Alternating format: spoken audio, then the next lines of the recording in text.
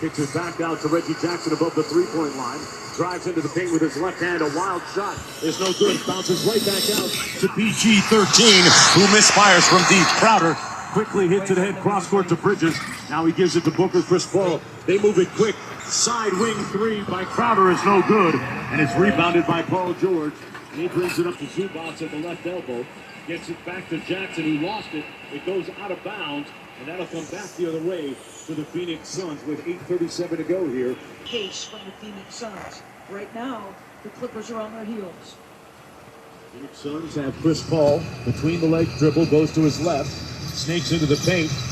Zubac's got a hand on the pass and deflected it, and it's turned over. Beverly brings it across the midcourt line. Over to Reggie Jackson. Clean look from deep, halfway down and out. Ayton tipped it to himself and hands it off to Devin Booker, who's going to walk it up. Monty Williams looks over at him, calls out the play. Booker gives it to Chris Paul. He hits Ayton above the three-point line.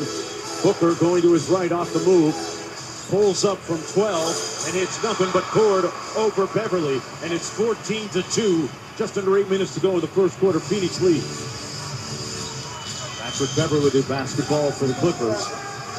Clippers standing around on offense. Paul George gets it on the right wing. Dribbles behind the Zubac screen and hits the three ball. That's Paul George's first make. 1 for 3 from three-point territory. 14-5. Phoenix with the lead. It's Ayton to the front court for the Phoenix Suns. Off the bounce. Gives it to Booker again, coming to his right. Goes between his legs. It was tipped into the backcourt. Zach Zarba says, no over and back. Here's Booker on the right wing. In his bag. Over Morris Sr. and fires an air ball long. Paul George with the rebound. Cross court over to Reggie Jackson. Brings it up the left side of the floor. Onto the left wing. Morris Sr. squares up and goes over. Crowder got it. That's a big-time shot by Marcus Morris. Going to his strong hand. Gets to his spot just above the dotted line in the middle of the paint. Beautifully done. 14-7. Phoenix with the lead. Paul with the dribble. Tells clear out of the corner. Time to eat against Zubac. Blows by him. Boy, Zubac still looking for him, but Chris Paul missed the free throw line jumper. Paul George brings it into the front court across the stripe. On the right wing, guarded by Booker, got a hand up on the three, and the jumper is short. Crowder, quick outlet to midcourt to Booker on the left wing. He's double teamed and fouled by an overzealous Pat Beverly. Eric Lewis says, nah, you got him, you chopped him. That's going to be the first foul against Beverly.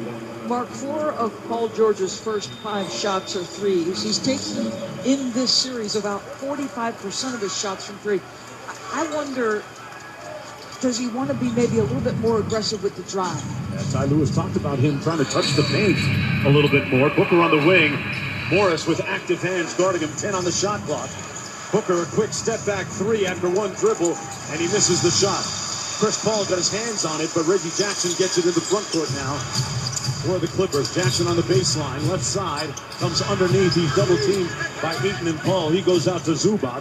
Now out to the top of the three-point circle with Beverly. Dribbles to his right, gets it to Zubac on a pocket pass. Zubac's floater is good. Zubac has doubled his productivity from the prior series. He's averaging a shade under 13 and 10 boards. He's been magnificent. 14-9 Phoenix, 5:45 to go in the first quarter. Chris Paul with the basketball. Guarded by Morris Sr. He comes off the screen to his left, picks up his dribble, hits Ayton inside. Great hands by Morris Sr. Knocked that out of bounds. Under the baseline, it'll stay Phoenix basketball with 6 seconds to go on the shot clock. Chris Paul will inbound for the Suns. Zach Zarba hands him the basketball. Jay Crowder gets it. Quick jumper from 12, no good on the baseline. Rebounded by the Clippers, now knocked away. Ayton controls, finds Booker, pump fakes over Zubac. Oh, that thing was in the air so long, it could have had a movie on it. What a shot by Booker.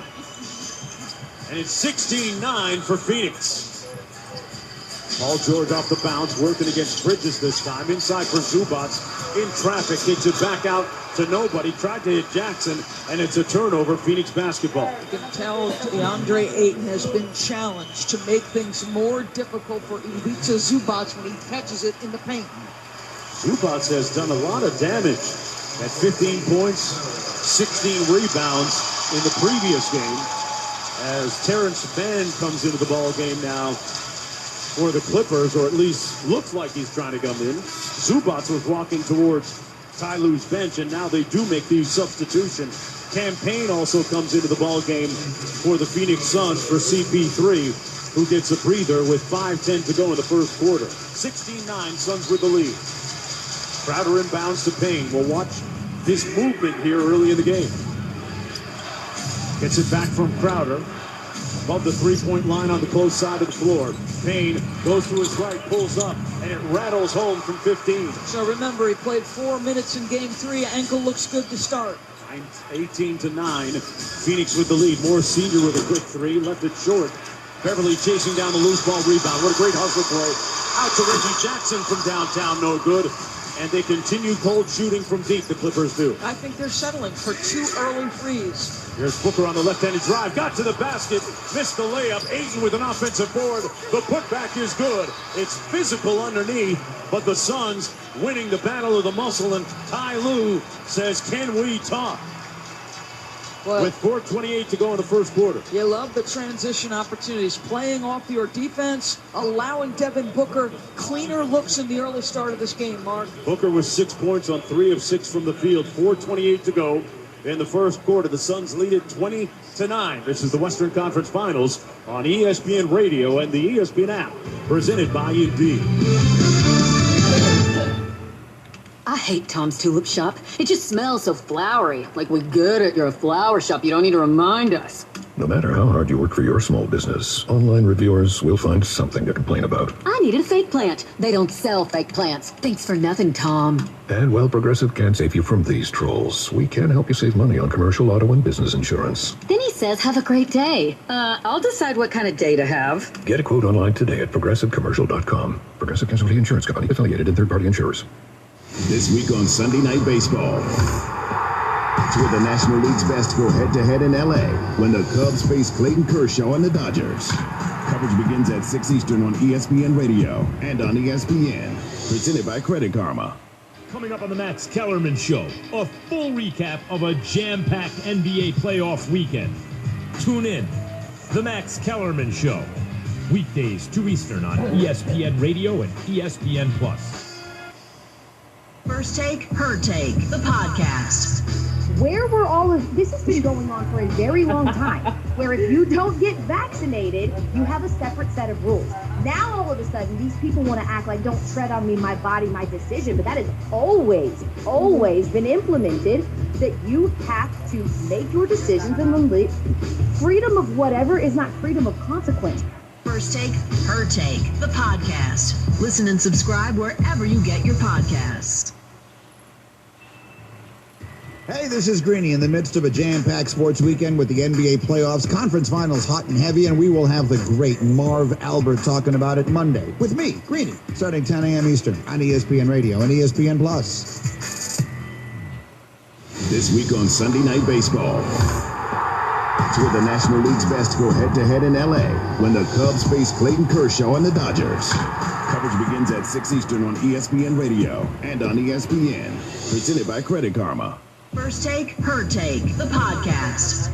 Where were all of this has been going on for a very long time, where if you don't get vaccinated, you have a separate set of rules. Now all of a sudden, these people want to act like, don't tread on me, my body, my decision, but that has always been implemented, that you have to make your decisions and then freedom of whatever is not freedom of consequence. First Take, Her Take, the podcast. Listen and subscribe wherever you get your podcasts. On ESPN Radio to vote in the AutoZone In the Zone poll question. Who's going to get in the zone for tonight's Game 4? We changed it up a little bit. Mikal Bridges or Jay Crowder for the Phoenix Suns, or Patrick Beverly or Terrence Mann for the Clippers. In the Zone brought to you by AutoZone. What makes AutoZone America's #1 battery destination? They offer free battery testing and charging and reliable replacement batteries, and they've always got your battery solution. Get in the zone, AutoZone. As you go back to L.A. with Jonesy and DB. Hey, Doris, I remember one of your keys to the game was Phoenix answering the physicality. How are they doing so far here in the opening quarter of Game 1? Kevin, in their first 2 wins of this series, they averaged 57 points in the paint. We have 4:28 remaining here in the first, and they've got 14 already, Mark. They have shown up with a level of aggression that's appropriate on the road. And everybody engaged, too. They've had 6 different players score already. just a little bit past midway here in the first quarter. Ty Lue barking out instructions from the sidelines, trying to get Paul George's attention there to get the set just right as the ball is inbounded by Beverly to Reggie Jackson, who walks it up across the midcourt line. Jackson, guarded by Booker, dribbles to his left off the Paul George screen, picks it up and gives it to Terrence Mann. Mann with a couple right-handed dribbles back to George above the three-point arc, guarded by Jay Crowder. On the drive, George off glass and got it to go.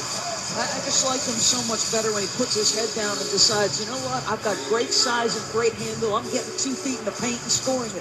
20-11, Phoenix with the lead. Campaign goes to his left off the Eaton screen. Cross court out top above the three-point line to Crowder. Crowder hands it off to Booker on the right wing, guarded by Paul George. George knocked it away with quick hands, gets it back on the break, on the move, contested by Booker on the layup, and he's fouled on the play.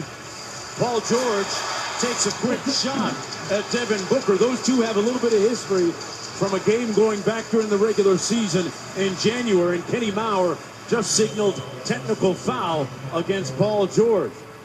He took a quick little swipe, it appeared, at Devin Booker. I'm not sure if it's a double technical or just one technical, but I saw the motion towards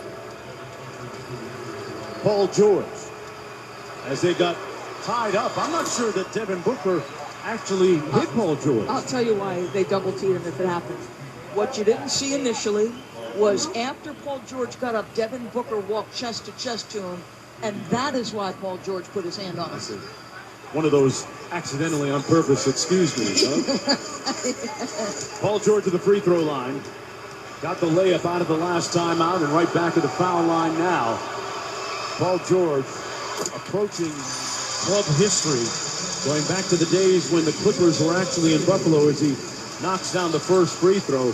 He's had 8 straight playoff games of 25 points or more. That's the second longest in Clippers history to only Buffalo Bob McAdoo with the Buffalo Braves back in the day. Paul George now 1 of 4 from the field, 1 of 1 from the free throw line, 6 points. Suns with the lead.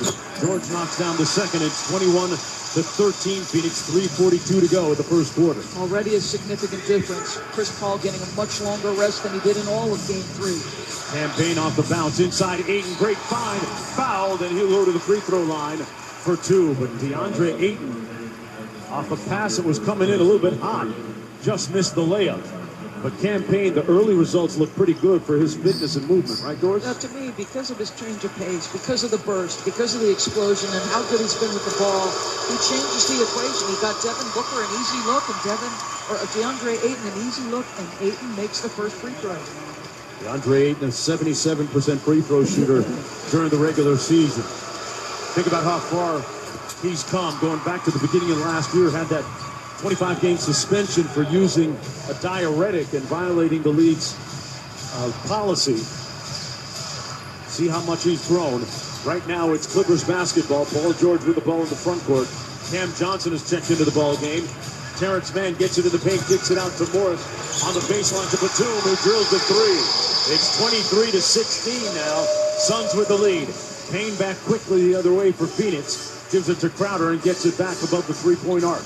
Snakes into the paint, got to the free throw line, lost the handle, and that's going to be a foul against Terrence Mann, it appears, but Kenny Maurer looks like is going to talk this over with Eric Lewis. I think they're just making sure. And we got more technical fouls. Though, right, so. It's because Mann and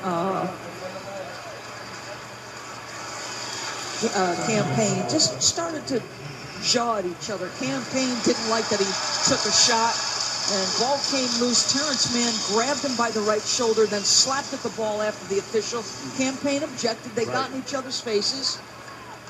So Campaign earns a technical foul, putting Paul George at the free throw line right now, and there was a personal foul against Terrence Mann as we sort it out. Paul George takes 3 bounces, delivers, and knocks down the free throw as the Clippers climb back into this, down by just 6 points now, 23-17, with 3:03 to go in the first quarter. Meanwhile, that foul was the 4th team foul against the Clippers. The Suns with just 1 team foul. Side out of bounds campaign to inbound it to Ayton. Gets it back on the right wing. Goes behind the Ayton screen around Batum. Inside for Ayton in traffic. And that's going to be a goaltend on the shot by DeAndre Ayton. Batum got up and caught it on the way down. So it's 25-17 Suns. Mark, what do you call it? They're bumping their gums. Oh! Everybody's bumping their gums. The benches, the players between the lines.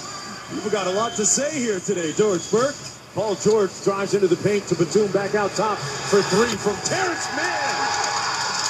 The poised second-year pro makes it 25-20 for Phoenix. They got out of the gate slowly. They have made their last 3 threes.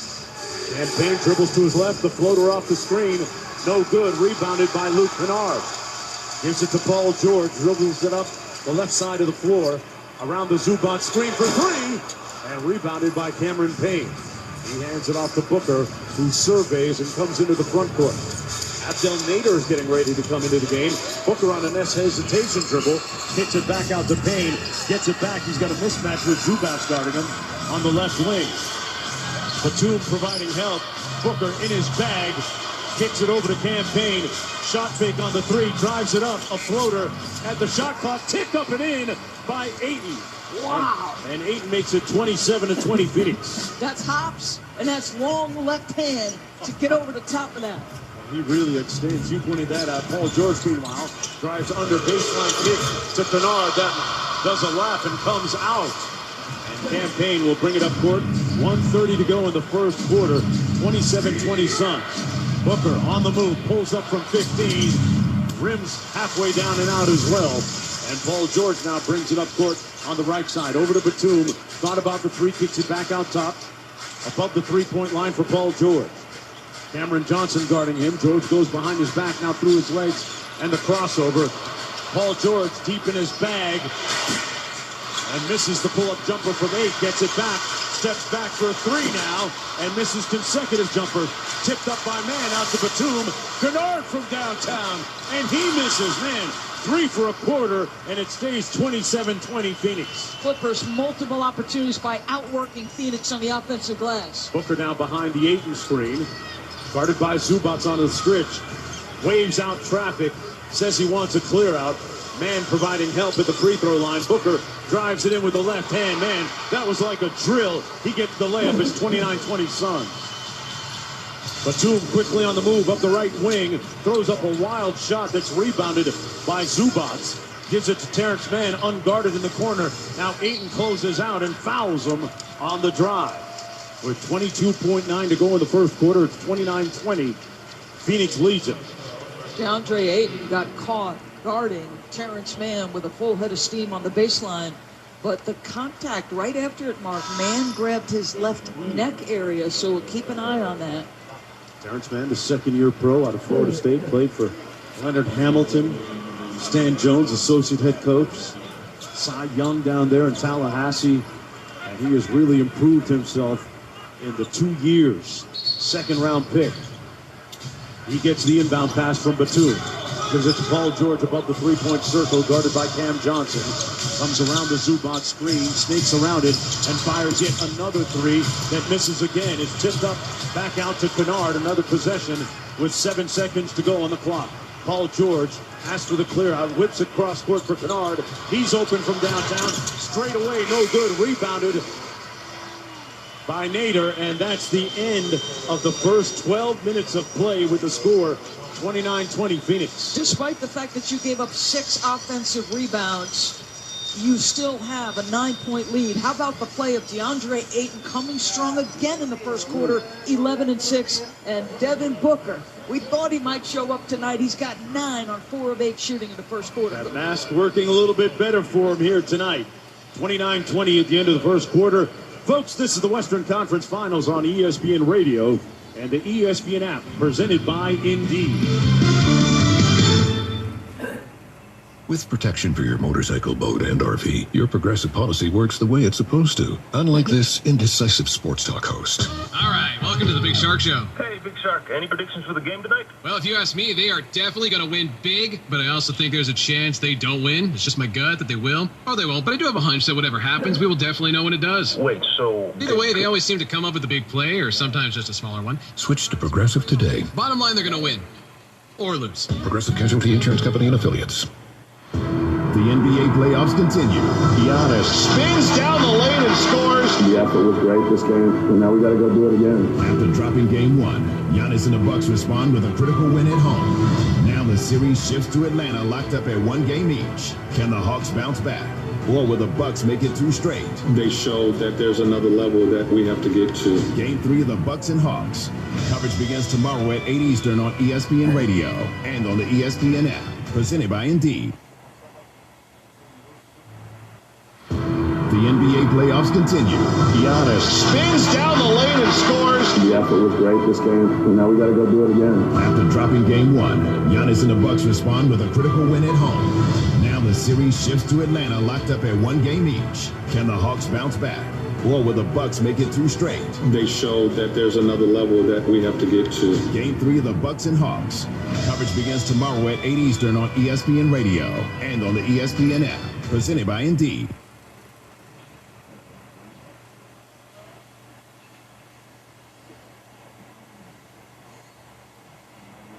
Greeny, starting 10 a.m. Eastern on ESPN Radio and ESPN Plus.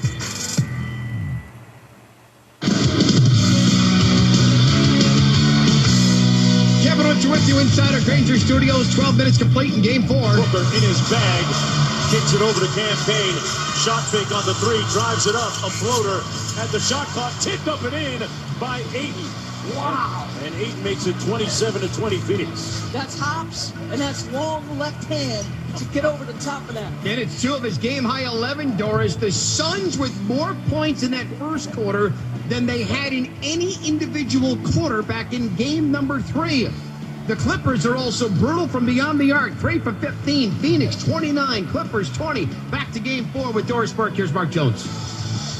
All right, Kevin. Hey, the Phoenix Suns in a much better way right now at both ends of the floor, actually, shooting 50% from the floor. They've only attempted 4 threes, 1 of 4, in stark contrast to the amount of threes the Clippers have shot. You heard Kevin document the offense. 4 different guys guarded Paul George. 8 of his 10 shots were contested. Paul George 2 for 10. Clippers with the basketball to start the second quarter. Terrence Mann on the right wing goes out top to Reggie Jackson on the bounce to his right.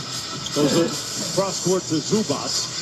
Zubac with a little dribble handoff to Luke Kennard. Off the dribble, gets into the paint. Throws up a wild shot that falls and counts. He got fouled on the play by Chris Paul, who appeared to trip and fall into Kennard. And Kennard will go to the free throw line trying to complete the three-point plays. 29-22 for the Suns. Kennard is laughing because he knows he got away with one. Short of an awkward release, just felt the contact and threw it at the basket. Well, the basketball gods were with him on that one. His first field goal, he left the free throw short. 29-22, just underway here in the second quarter. Chris Paul dribbles with the right hand across the midcourt line. Saric with the ball. He checked in during the break. Nader, let's catch and drive quickly. Scoop shot underneath is no good. And Kennard brings it up court for the Los Angeles Clippers. Around the screen by Zubac. Picked up his dribble at the free throw line. Cross court to Jackson. Jackson had it knocked away from behind by Campaign. Went to Zubac, now to Kennard. Cross court for 2, now out top to Mann. Mann with a tough shot in the paint, no good. And rebounded by Paul. Chris Paul with a left-handed dribble down the right wing. Sets up the play. Gets a screen from Saric. Dribbles to his left off of it. Little pick and pop with Saric. Saric goes on the drive. Tried to get into the corner to Nader. Tipped out of bounds. It'll stay Suns basketball with 10 seconds to go on the shot clock. Eric Lewis, the official, has the ball. He'll hand it off to Chris Paul. Chris Paul will inbound for the Suns. Paul gets it inbounds to Saric. Takes the handoff to Johnson.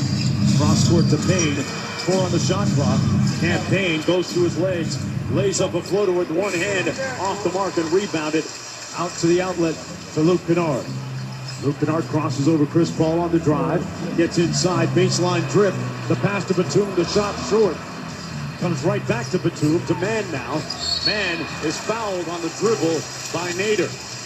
A lack of discipline and finding shooters that are going up. The 7th offensive rebound by the Clippers. Mark, interestingly, 6-3 advantage offensive boards in the first quarter, and yet the Suns did more damage off their chances.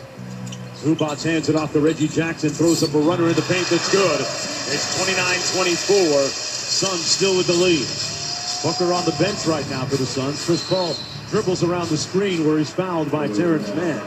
That's going to be the second team foul against the Los Angeles Clippers. Pardon me, the first in the period. If you reach, I promise Chris Paul is coming away with a foul call. Nader inbounds to Saric at the elbow. Chris Paul comes off the screen by Nader, pulls up the foul line.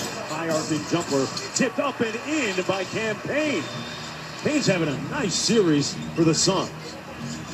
Terrence Mann now in the front court on the right wing, dribbles underneath the basket, kicks it all the way out top to Reggie Jackson, gets it back after relocating on the baseline. Off the dribble, spins it, kicks it back out to Jackson, 8 on the shot clock, guarded by Payne.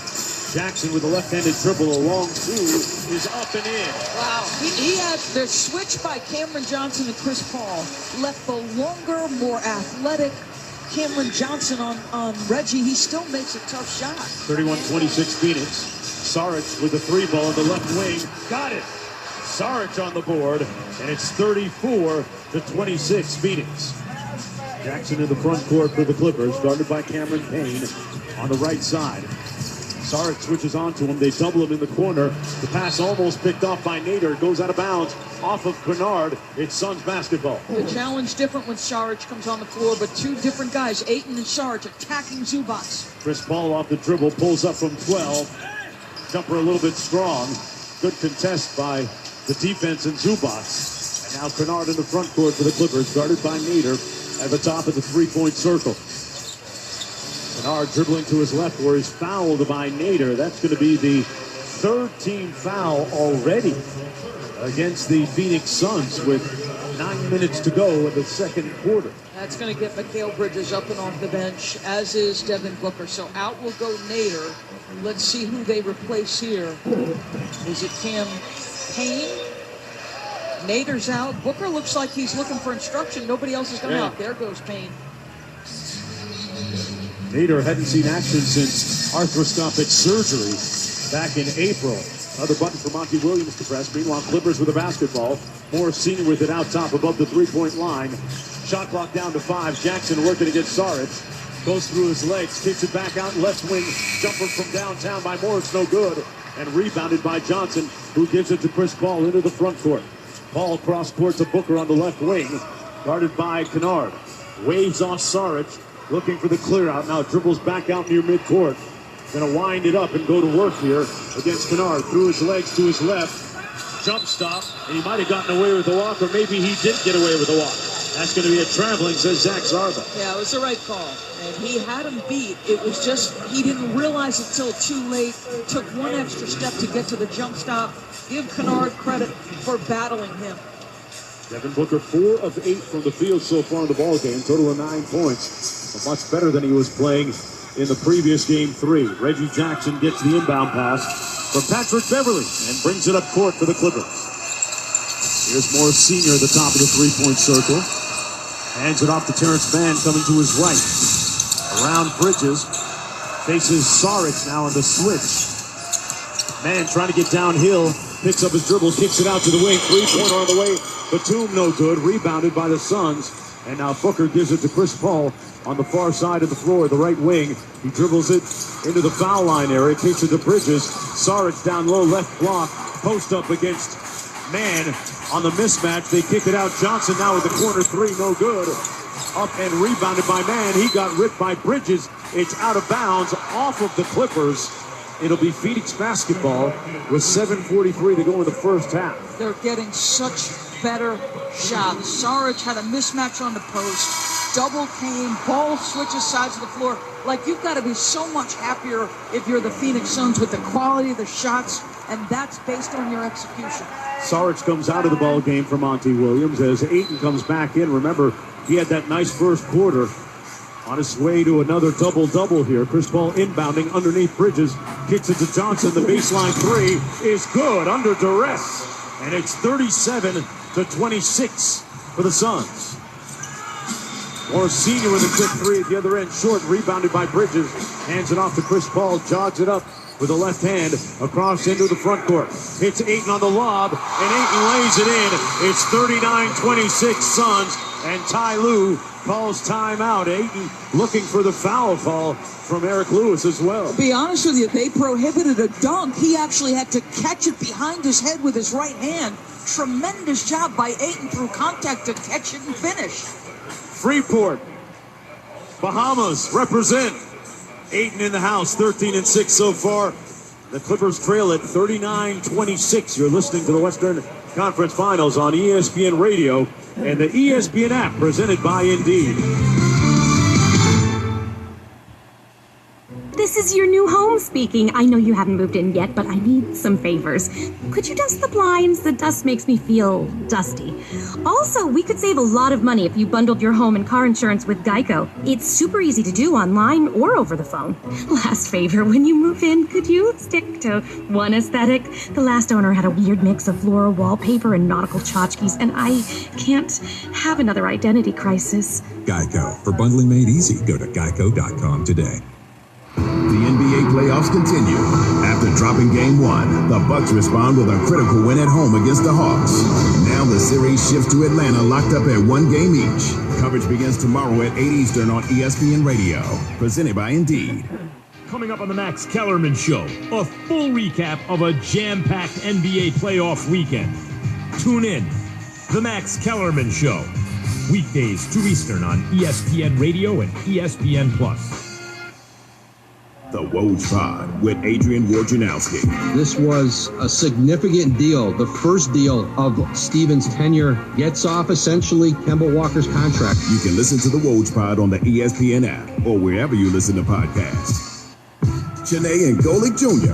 Every locker room is run by the players, and everyone starts with the top down. The new coach's job is always, you got to connect first and foremost with the star player on that team so that message can get disseminated in this process. It just still weirds me out because as we look at this job, everything about the Maverick situation, the appeal is tied to Luka Doncic, right? Like, we know the Porzingis contract is going to be a difficult thing for them to have to navigate, but you got maybe the biggest, brightest young star in the NBA. No disrespect to Trae Young and what he's doing right now, but it's just so fascinating to me that, again, we have Rick Carlisle almost acting like the cool divorced dad in this situation, coming back and it's like, hey, I just want what's best for the family here. Still shows up to the blended Thanksgiving, feels really good about this situation. It's like, if you're trying to do right by all this, and it seemed like a situation that was so good, and you have one of those big stars that you can build around there, I'm just struggling to see why this was such a mutual breakup. Janae and Golick Jr. Weekdays at 4 Eastern on ESPN Radio. And now, watch exclusively on ESPN+.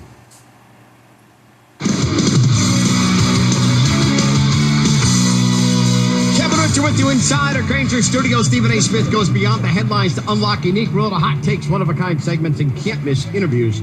Stream all this and more on his show, Stephen A.'s World, exclusively on ESPN+. Sign up now at ESPNplus.com. Let's pause 10 seconds for station identification. You're listening to the Western Conference Finals game number 4 on ESPN Radio and the ESPN app.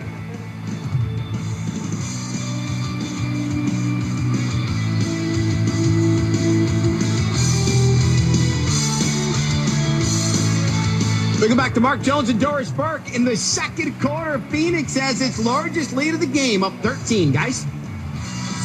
Yeah, and shooting a sizzling almost 49% from the field. DeAndre Ayton engaged again, 13 points, and Booker with 9.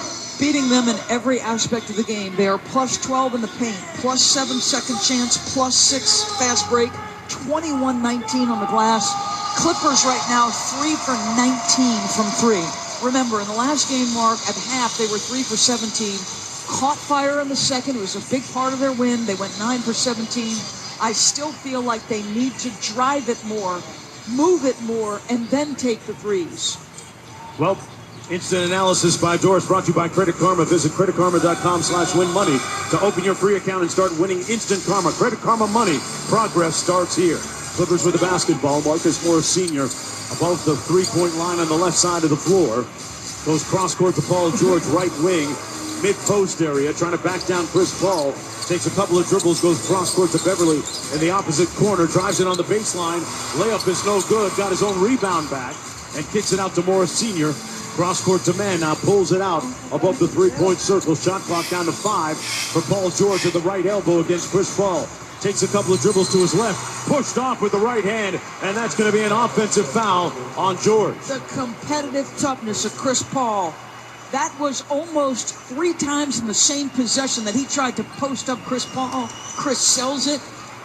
Paul George put his chest into him first, then used the arm to get separation. The official right in position. Doris, you and I both know that Chris Paul takes it personally when bigs try and post him up. That's an affront to him. That's right. Tell me I'm 6'1", 190 pounds. I'm going to tell you I'll fight you every step of the way. That's that Winston-Salem right there. As CP3 brings it up into the front court, working against Reggie Jackson. Ayton sets a high ball screen for him. Paul on the dribble, gets to the left elbow, kicks it out to Booker. A three-pointer on the way. Put it on the front rim and no good. Jackson coming back for the Los Angeles Clippers. Down 39-26. Jackson off the Zubac screen, goes baseline, tried to come up, but got it blocked on the other side by Ayton, out of bounds. Phoenix basketball. Ayton's presence has been all over this first quarter and a half. Chris Paul in the front court for the Suns, working on the bounce with the right-handed dribble, crosses over to his left, gets into the paint, picks it up, lobs it up for Ayton, had the mismatch on Jackson. Paul gets it back from Ayton, 7 on the shot clock. Guarded by Paul George on the left wing. Little stutter step. Oh, he took those ankles, but the jumper was just a little bit light. What a move by Chris Paul. Jackson gets it to Paul George, and that's going to be a foul against Chris Paul. So, Mark, Chris Paul has gotten to his game. He's gotten to the mid-range. He's snaked around screens. He's done everything right, except make shots. He's 1 for 5. And again, shorter stint. So out he goes. Back comes Campaign. It is a matter of time before those shots start to fall. The rust gradually falling off of the 11-time All-Star Chris Paul, who gets a breather, as you mentioned.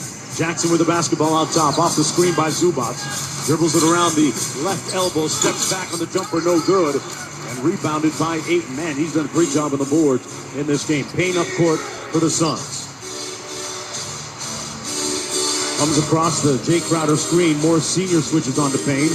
Payne on the dribble still. 10 on the shot clock. Out above the three-point circle. Right wing 3 on the way from Crowder. Bricked it. Way strong. Hit the other side of the glass. And now Paul George has the ball. Goes cross-court to Morris Sr. Makes a nice move. Goes quickly with it. Ayton with the block on the layup. Good defensive play. 39-26. Suns with the lead. It's Booker the basketball on the right wing. Working against Beverly, got freed up. Put his shoulder down, and that's going to be an offensive foul as Beverly might have sold that call a little bit, Doris. I think I disagree with this. Okay. Chris Paul, Devin Booker's complaining.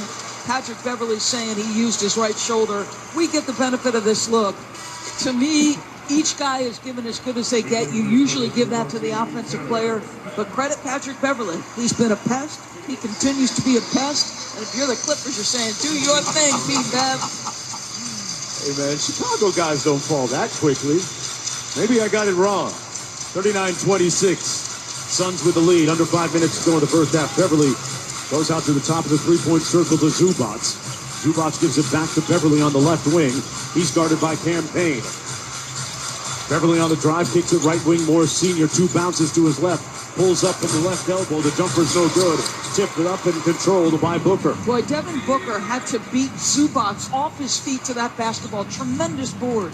Booker with a left-handed dribble, elbow jumper, line drive. Took a victory lap and fell. It's 41-26. Devin Booker now with 11 points in the ball game. Paul George brings it into the front court. Around the Zubac screen on the left side of the paint. Tried to hit Zubac. It goes out to man. He spins around and steps back on the 12-footer. No good. Loose ball. Ayton controls for the Suns, who are looking to run. It's Cameron Payne on the bounce. Booker was looking to post up. Instead, it goes to Ayton. Free throw line jumper. is short, rebounded by Crowder, who pulls it out. Crowder around the Ayton screen, a 15-foot jumper, and he's off the mark. Boy, they had a couple of good looks at it. Crowder just 1 for 6 now, Mark.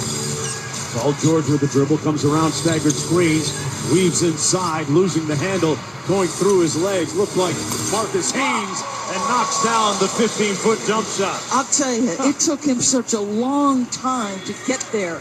But the ability to maintain your handle with people reaching and slapping at you, Paul George, that was beautiful. 41-28 Phoenix, 3:25 to go in the first half. It's going to be Ayton at the elbow. Gives it to Cameron Payne on the right wing. A long three on the way. Drains it. Wet. They're 40% from deep. Far fewer 3 attempts, far more efficient are the Suns. 44-28 for Phoenix. Paul George with a left-handed dribble. Turns the corner, got into the paint. Met with resistance by Crowder and Ayton. And a foul called underneath against the Suns. I don't know why he doesn't just stand in and take a charge. If somebody is driving you from 15 feet and you're the help defender and you rotate, stand in and take a charge. You've got to give up the body if you're Crowder. A foul is going to go against, as you mentioned his name, Jay Crowder. Paul George at the free throw line for the Los Angeles Clippers. Had a chance to speak with Corey Crowder before the game 3 a couple of days ago and told his son in a pregame text and chat, "Let's make history, son. It's your turn," as Paul George misses the first free throw. Interestingly enough, small world, Doris.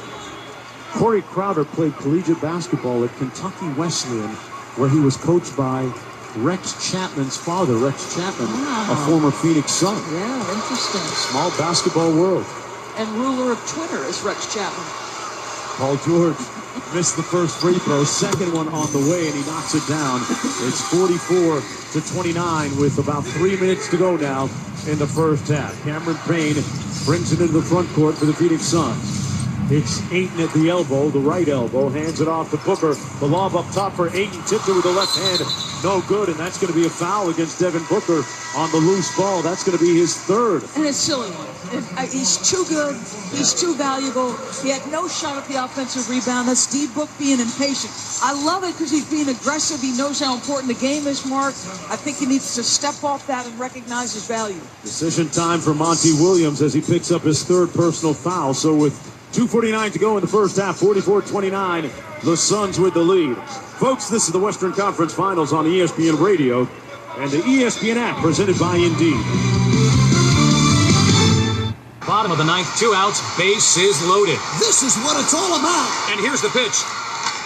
Oh, a deep drive to center, way back. This could go all the... And now a message from our sponsor. Bundle your home and auto with Progressive for great savings and round-the-clock protection. Progressive. I can't believe it. Did that really just happen? Folks, you'll never forget where you were when you heard that call. Progressive.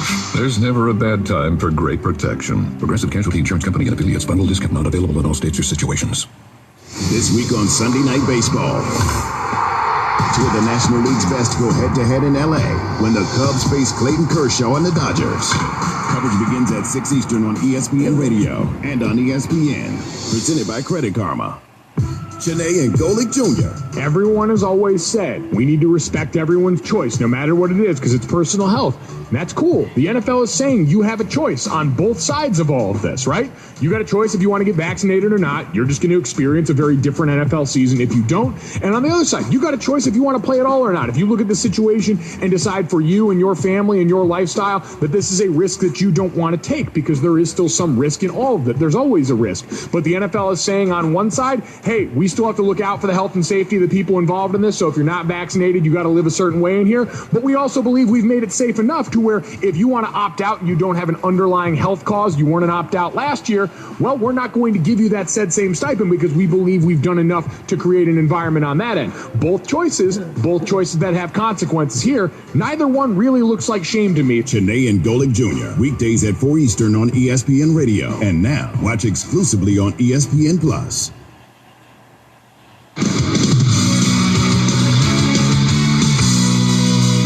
Went to Insider Granger Studios before tonight's game. Monty Williams, the head coach of the Phoenix Suns, was asked by Mark Jones and Doris Burke about bouncing back from a loss. Dr. Straight Talk Soundbites brought to you by Straight Talk Wireless. We have a team full of sore losers, and It's the one thing that I love about our guys, the competitive nature, whether it's shooting games or them playing cards or, half-court shots for my suite on the road. Like, the guys are always wanting to win. Straight Talk Soundbite, Straight Talk Wireless, no contract, no compromise. Jonesy and DB, the Suns were 17-6 this season after a loss. Regular season and playoffs. Back to you at Staples.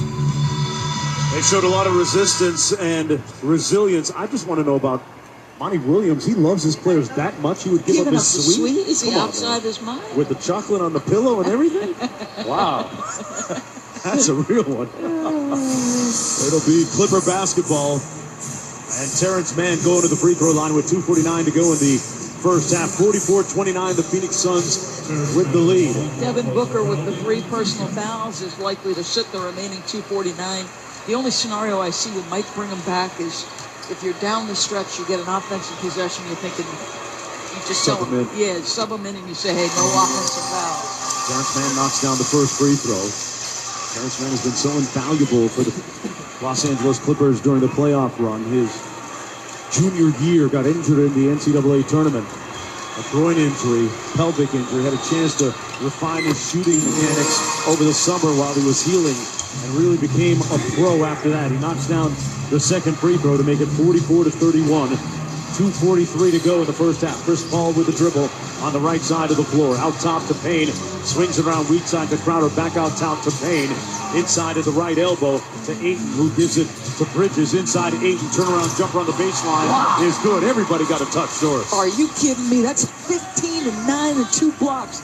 Hit him with the jumper, DeAndre Ayton. Big night for him. It's 46-31 Suns. Zubac with the basketball, unguarded at the top of the key. Dribbles to his left and gives it to Paul George. Gets it back, tried to go cross court. Now out to Mann. Back to Zubac at the top of the circle. Reggie Jackson with a left wing 3, no good.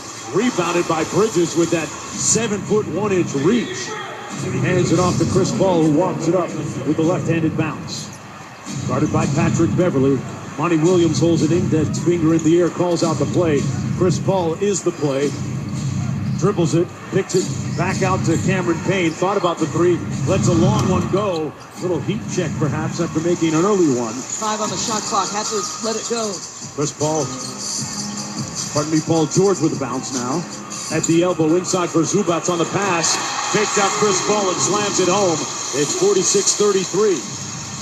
Trying to get this to 10. The lowest amount of points the Clippers have scored in a half is 45. They're a long way from that with 1:19 to play. I'm guessing they're not going to get it. Chris Paul on the bounce. Elbow jumper is good. Right over the top of Zubac. That's his second field goal. It's 48-33 Suns. Patrick Beverly walks it over the top of the circle. Goes cross court to Reggie Jackson on the left wing. Out in three-point territory. Goes back to Beverly. Good denied defense by Crowder on George. A bad pass by George for Zubac. Way strong off the backboard in the Suns' control. Chris Paul brings it into the front court for Phoenix. Under a minute to go, 45 seconds here in the first half, 48-33. Suns with the lead. Chris Paul on the bounce, crosses over to his right, around the screen, inside Ayton, couldn't catch it. It goes to Terrence Mann off the turnover. Mann in a rush into the corner for Pat Beverly, pump fake and then the drive. Cross court for Jackson all day to shoot the 3 ball and connects. It's 48-36 with 26 seconds to go. Big time needed. That gets them to 30% shooting. They're 4 for 21 from 3.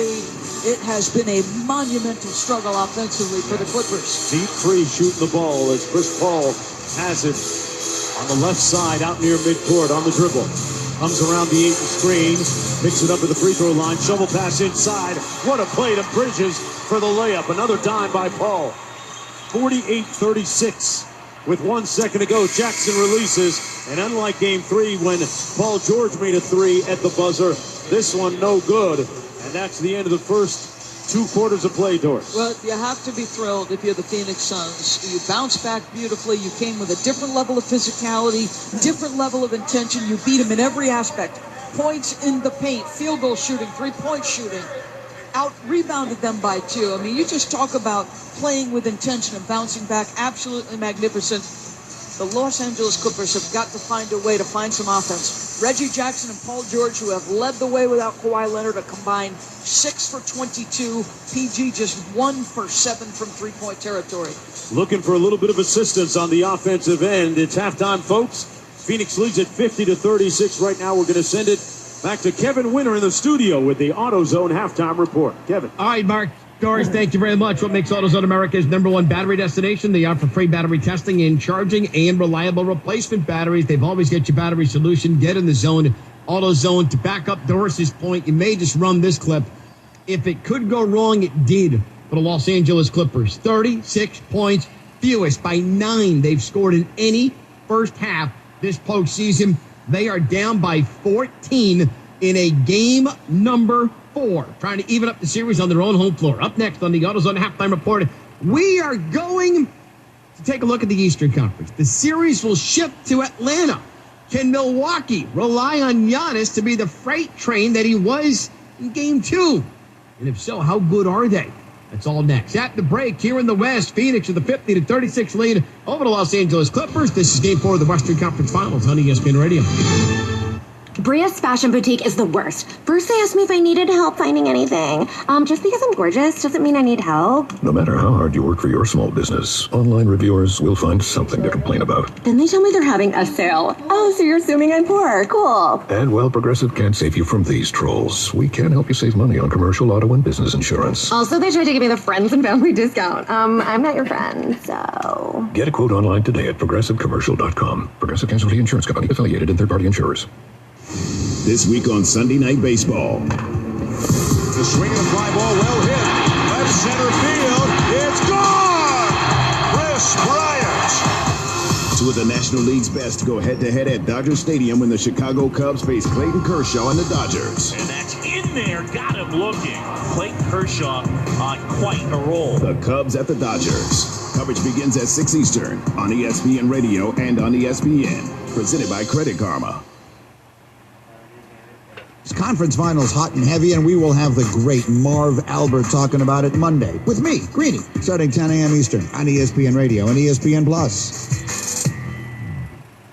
Janae and Golick Jr. Everyone has always said we need to respect everyone's choice, no matter what it is, because it's personal health. And that's cool. The NFL is saying you have a choice on both sides of all of this, right? You got a choice if you want to get vaccinated or not. You're just going to experience a very different NFL season if you don't. And on the other side, you got a choice if you want to play it all or not. If you look at the situation and decide for you and your family and your lifestyle that this is a risk that you don't want to take, because there is still some risk in all of it. There's always a risk. But the NFL is saying on one side, hey, we still have to look out for the health and safety of the people involved in this. So if you're not vaccinated, you got to live a certain way in here. But we also believe we've made it safe enough to where if you want to opt out and you don't have an underlying health cause, you weren't an opt-out last year, well, we're not going to give you that said same stipend because we believe we've done enough to create an environment on that end. Both choices that have consequences here, neither one really looks like shame to me. Janae and Golick Jr., weekdays at 4 Eastern on ESPN Radio. And now, watch exclusively on ESPN Plus.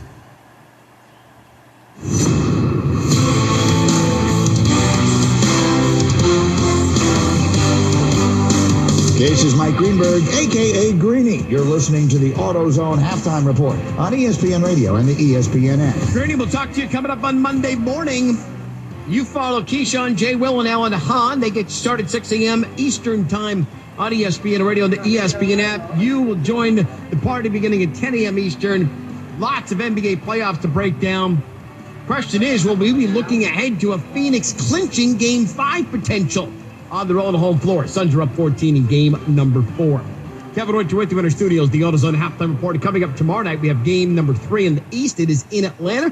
Earlier tonight on NBA Countdown on ESPN Radio, I asked our NBA writer and analytics expert, Andre Snellings, how much better this Milwaukee Bucks team is when Giannis Antetokounmpo is aggressive like he was attacking the lane in game 2 last night. They're entirely better. Not just Giannis in attack mode, but for the game plan to be to use him going to the rim. Like, people have gotten, I think, used to seeing their superstars look like LeBron or Kobe or Jordan, the perimeter player that does everything. You know, Kawhi Leonard, can shoot from the outside. Giannis is a best player of the league that's more center than wing. He has wing skills, but he's a center, really. And so if he's going to the rim being used in that way, that is the way to maximize him. Now, before this season, they didn't necessarily have the personnel around him. If he wasn't creating from the perimeter, they didn't necessarily have enough to do so. But now with Drew Holiday joining Chris Middleton, the two of them together should be enough to let Giannis move off the ball and go to the rim and dunk and do those spin things where he was doing with his hand yesterday, showing what he could do, the spectacular moves. That's where we want to see Giannis. How much is the addition? Andre Snelling's ESPN analytical analyst, joining us here on NBA Countdown on ESPN Radio. How much has Drew Holiday kind of freeing himself up from not the Brooklyn series? He's an entirely different player. How has he transformed himself from the Brooklyn series to this series? So one thing about Ice Trae Young, I've been loving watching him play. Right. What he's doing for the Hawks in the city of Atlanta is wonderful. He can't play defense. He's never been able to play defense. Last year, the plus-minus numbers, he was almost like historically bad on defense. So Nate McMillan's come in, and he's got the whole team defense better than it was. But Drew Holiday still gets to face off against Trae Young. Now, he can't score 48 like Trae can, but Trae can't stop him from getting 20, 25 as long as the shot is falling. That is Andre Snelling's coverage of game number 3 tomorrow night. Series tied at 1 begins at 8 p.m.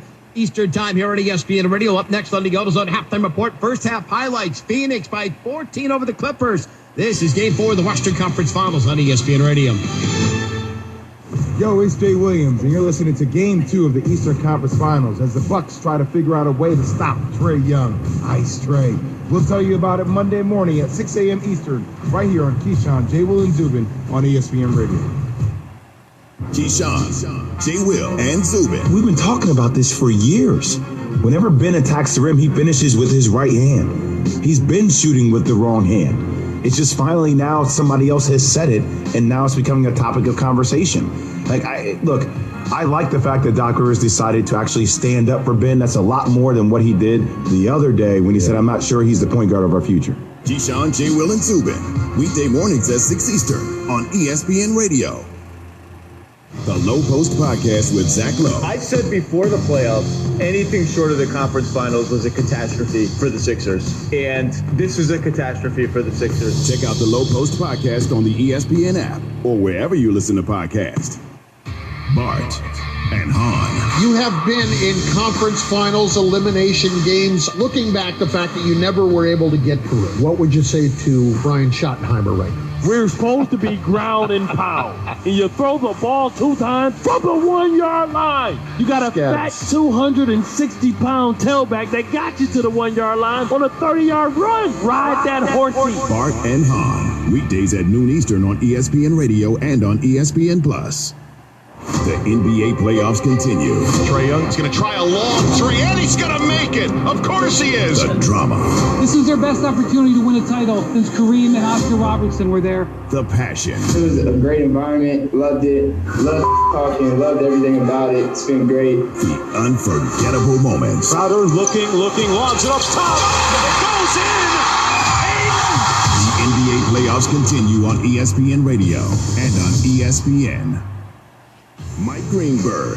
Greeny. I believe Brady is the closest thing I've seen mentality-wise to Michael Jordan of any athlete. The insane competitiveness, the demand of greatness from everyone around him, all the rest of that. I believe, not only do I not believe that Tom Brady doesn't care or doesn't think about being the greatest of all time, I think he's obsessed with it. Greeny with Mike Greenberg. Weekday mornings at 10 Eastern on ESPN Radio and watch exclusively on ESPN Plus. On J. Will and Zubin, weekday mornings at 6 Eastern on ESPN Radio. The Low Post Podcast with Zach Lowe. I said before the playoffs, anything short of the conference finals was a catastrophe for the Sixers. And this is a catastrophe for the Sixers. Check out the Low Post Podcast on the ESPN app or wherever you listen to podcasts.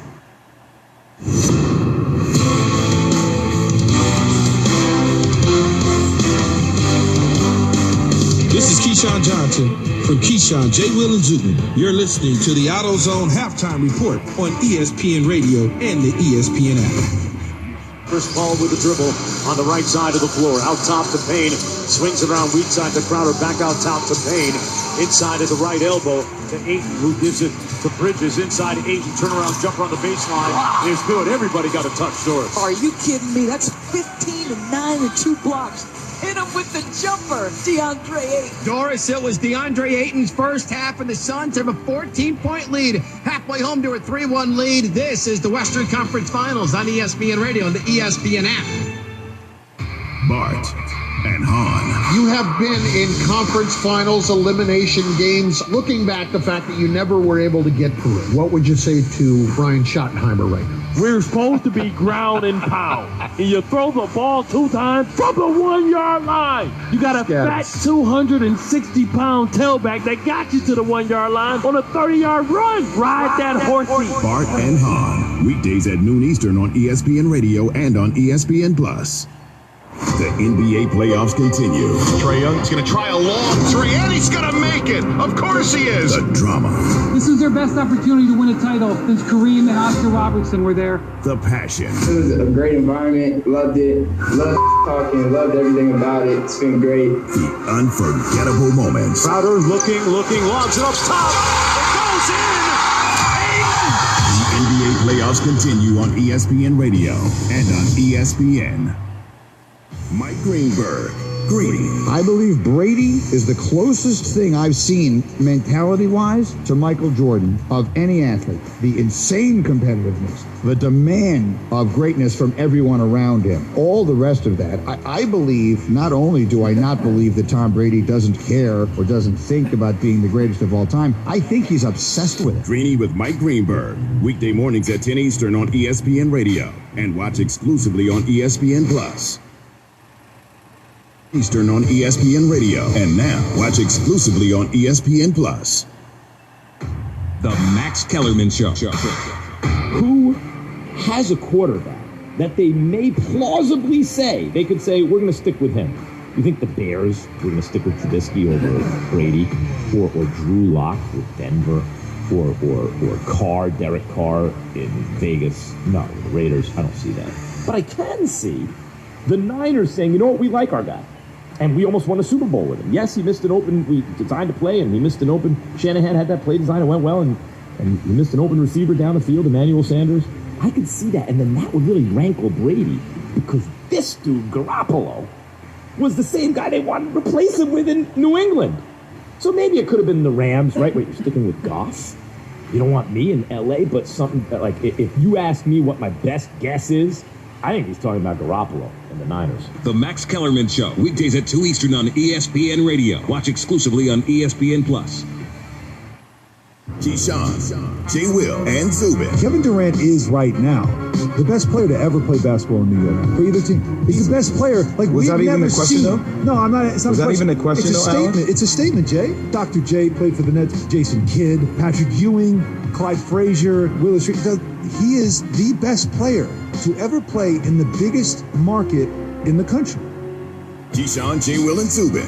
Weekday mornings at 6 Eastern on ESPN Radio.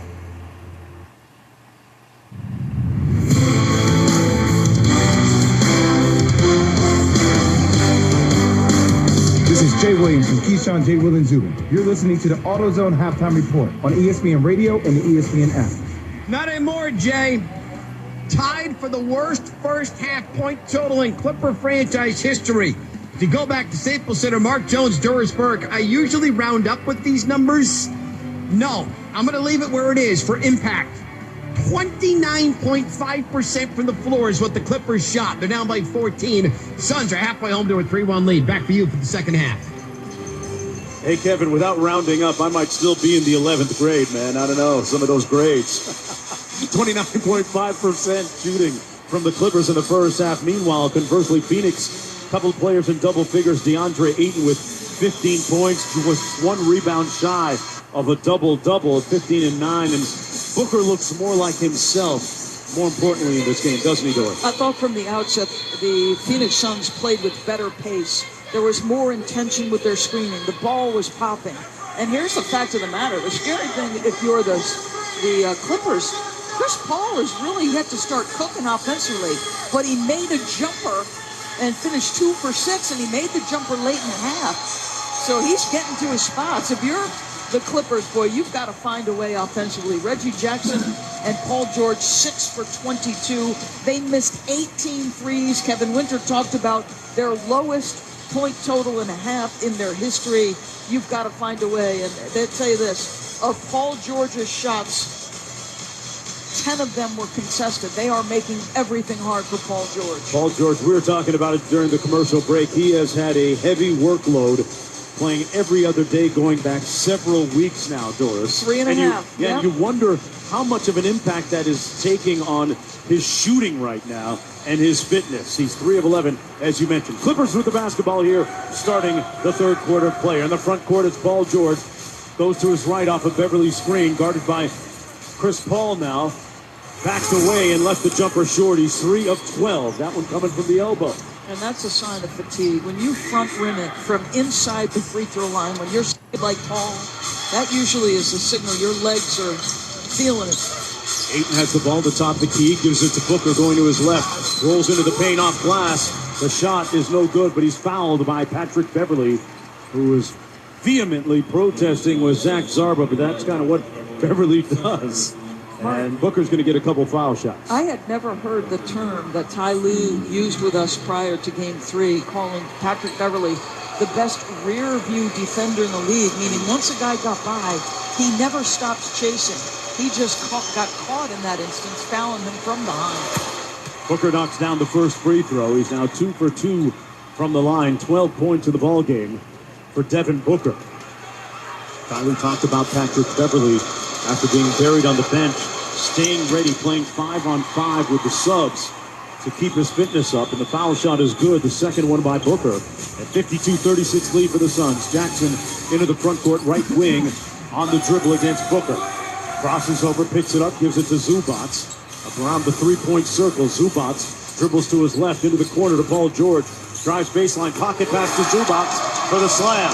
Boy, how that pass made it through, I don't know, because there were 3 orange jerseys. Pinpoint pass, excellent cut down the lane line by Ivica Zubats. 52-38 Suns. Paul with the basketball out top. Here's Booker now on the right side. Directing traffic, goes through his legs, brings it back to the right, working against Moore Sr. Pulls back for 3, that one's short. Loose ball, Ayton gets the loose ball rebound and kicks it out of bounds. Boy, credit Mikal Bridges, though. He mixed it up and gave him a shot at that offensive board. Here's Reggie Jackson now. Looking at Booker on the left wing, drives to his left, comes up under on the reverse, and gets the layup to go. It's 52-40 now, Suns with the lead. Chris Paul goes through his legs, into the paint. At the left elbow, Zubac switches onto him. Paul tried to get it inside to Ayton. It's tipped away. Paul George now with a loose ball. Fast break the other way. Puts his shoulder down, got to the basket.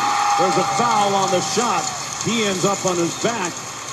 And let's see if that foul goes against Booker or not. If it's Booker, it'll be his 4th. But there are a whole bunch of Phoenix players in the neighborhood.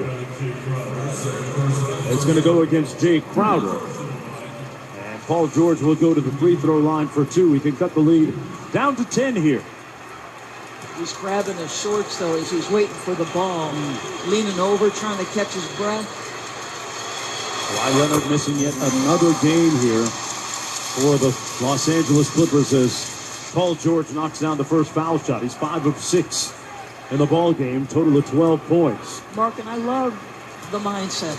At some point, the Clippers will make threes. They led the league at 41%. But I think you set your 3-game up with your ability to drive it.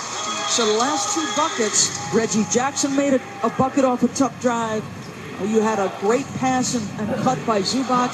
Continue to attack the paint first. George made both foul shots at 52-42 Phoenix. Chris Paul dribbles to his left off the Ayton screen, keeping Jackson between him and the basket. Chris Paul pulls up and hits the midi, just like Chris Paul always does. Once he gets you on your hip, he keeps you on his hip. 54-42, Suns with the lead. Beverly into Zubac. Dribbles to his left, hands it off to Paul George. Good help and show by Ayton. Now Booker gets back to Paul George at the top of the three-point circle. Cross court into the right corner. Beverly on the drive. Off glass and good. Mark, what do you notice? All of these points are coming in the paint, right? Drive, cut, move. Force Phoenix to react to you.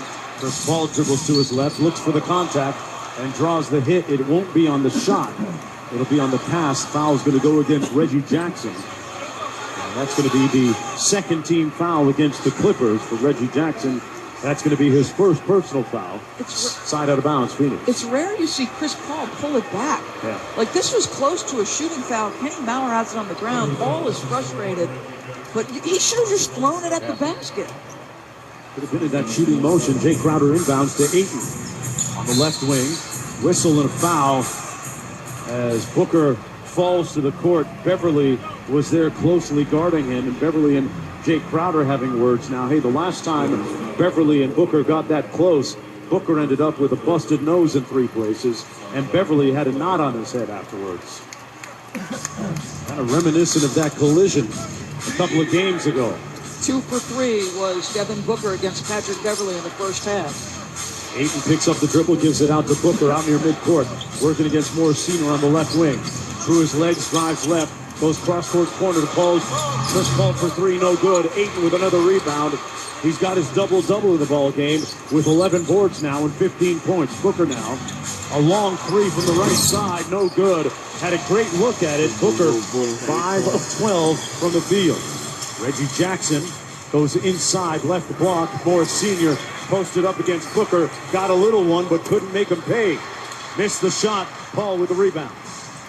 Chris Paul into the front court for the Suns. Chris Paul guarded by Morris Senior. Ayton sets the screen, and Morris Senior commits the foul. Boy, that's 14 fouls. So 8:38 on the clock. Next personal foul by the Clippers. It'll be bonus. So, give Phoenix credit. Level of aggression. And Morris Senior tried to make himself skinny, as they teach you, Doris, to throw your hips out and get around, but committed the foul instead. Ayton with the inbound pass from Crowder. Above the three-point line on the right side. On the dribble now. Ayton gives it to Paul on the left side. Dribbles to his left.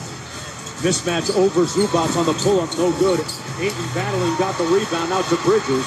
And Bridges kicks it out to Booker. Drives into the paint. The layup back rimmed it. Man from close range. No good. Jackson in a rush the other way on the break. Jackson got blocked by Bridges. All the way out to Chris Paul. Chris Paul got run over. Now it's going to be Eric Lewis says it's an offensive foul, and now a technical foul going to be called against Pat Beverly. This is an unnatural basketball play by Chris Paul. He's in transition, and he basically cuts in front of the defensive player and stops. And the official said that's not a basketball play. That's why it's an offensive foul on Chris. He literally crosses the body of Patrick Beverly. Now, the tech on Beverly is because Chris Paul's holding it, and he slaps it out of his hand. As opposed to a foul against Chris Paul, I like the idea of that perhaps being a play on, because it's like driving. I see it like the driver has a certain right of way. The dribbler should have a right of way, right? No? You disagree with me on that one? Only because he went into the path. Normally, Okay. yes, but he went into the path of Beverly. I've seen you drive, Doris Burke. You're talking about getting skinny. That's harder for some of us than others. Reggie Jackson takes the mid-range jump shot, no good. Off glass, Suns control the rebound. Crowder up the ball, quickly into the front court on the right wing. 18 feet away, dribbles to his left, got into the paint, throws it up from 10, and knocks it home. Chris Paul with 9 points and 5 assists. It's 55-44, 57-44. Suns with the lead. Beverly with the basketball to the left wing to Morris. Quick handoff to Jackson. Guarded by Crowder. Morris Senior posting up against Booker on the left block. Trying to walk him down. Good help by Crowder. Spins baseline. Morris Senior knocks down a 12-footer. Took a lot of work, though. Just 2 for 8 is Marcus Morris. Good battling by D-Book. 57-46. Suns still with the lead. Chris Paul goes cross-court. Bridges catch and shoot 3. No good. And rebounded by Jackson. Reggie Jackson brings it into the front court for the Los Angeles Clippers. Booker picks him up. Jackson steps back, hits him with the hesitation, got all the way to the paint. Good help by Ayton, and Jackson tried to get cute and turned it over with the behind-the-back pass. Chris Paul now with the ball. He's got the last 5. Phoenix continue to put the pressure on with another score. Dribbles around the screen, goes through his legs. Oh, a little bit of sauce. Hit him with the jelly that time, CP3. It's 59-46 on the pull-up jumper by Chris Paul. And I think he's officially back now after that bucket. Paul George on the baseline, guarded by Bridges. 20 feet away, out top to Beverly on the drive. Floater over Ayton, rebounded by Zubac. Zubac corrals it. Muscle dribble on Crowder.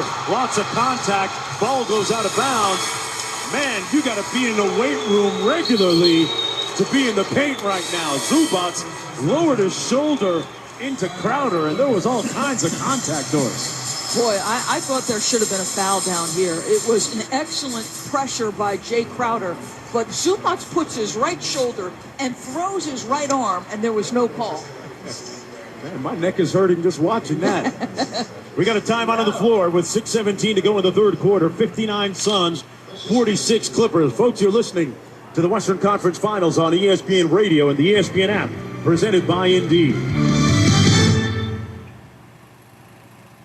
If we go to page 11 in the presentation, you'll see that we're on target to meet our quarterly.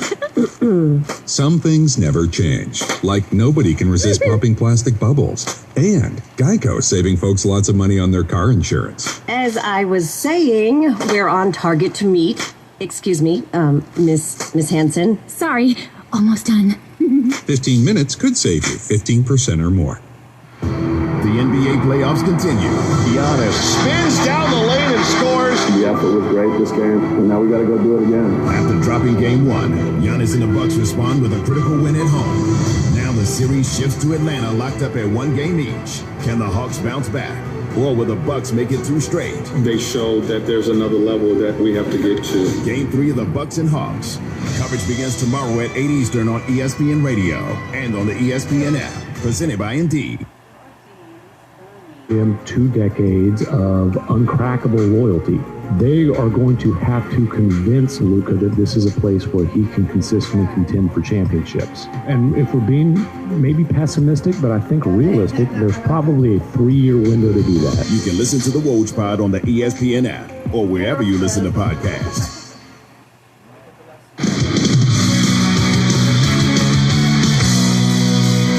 With you inside of our Granger Studios, the Undefeated on ESPN Plus offers fans year-round premium content highlighting the intersectionality of race, culture, and sports.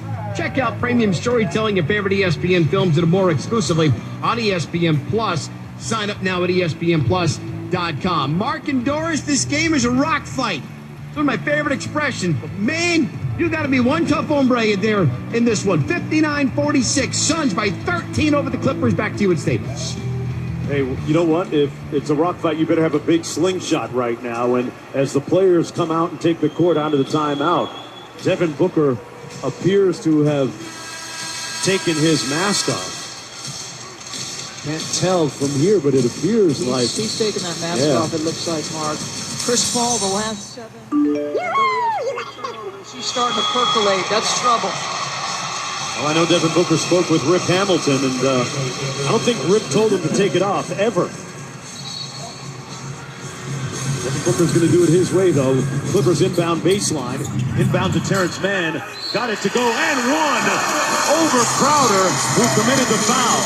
So they need some juice right now.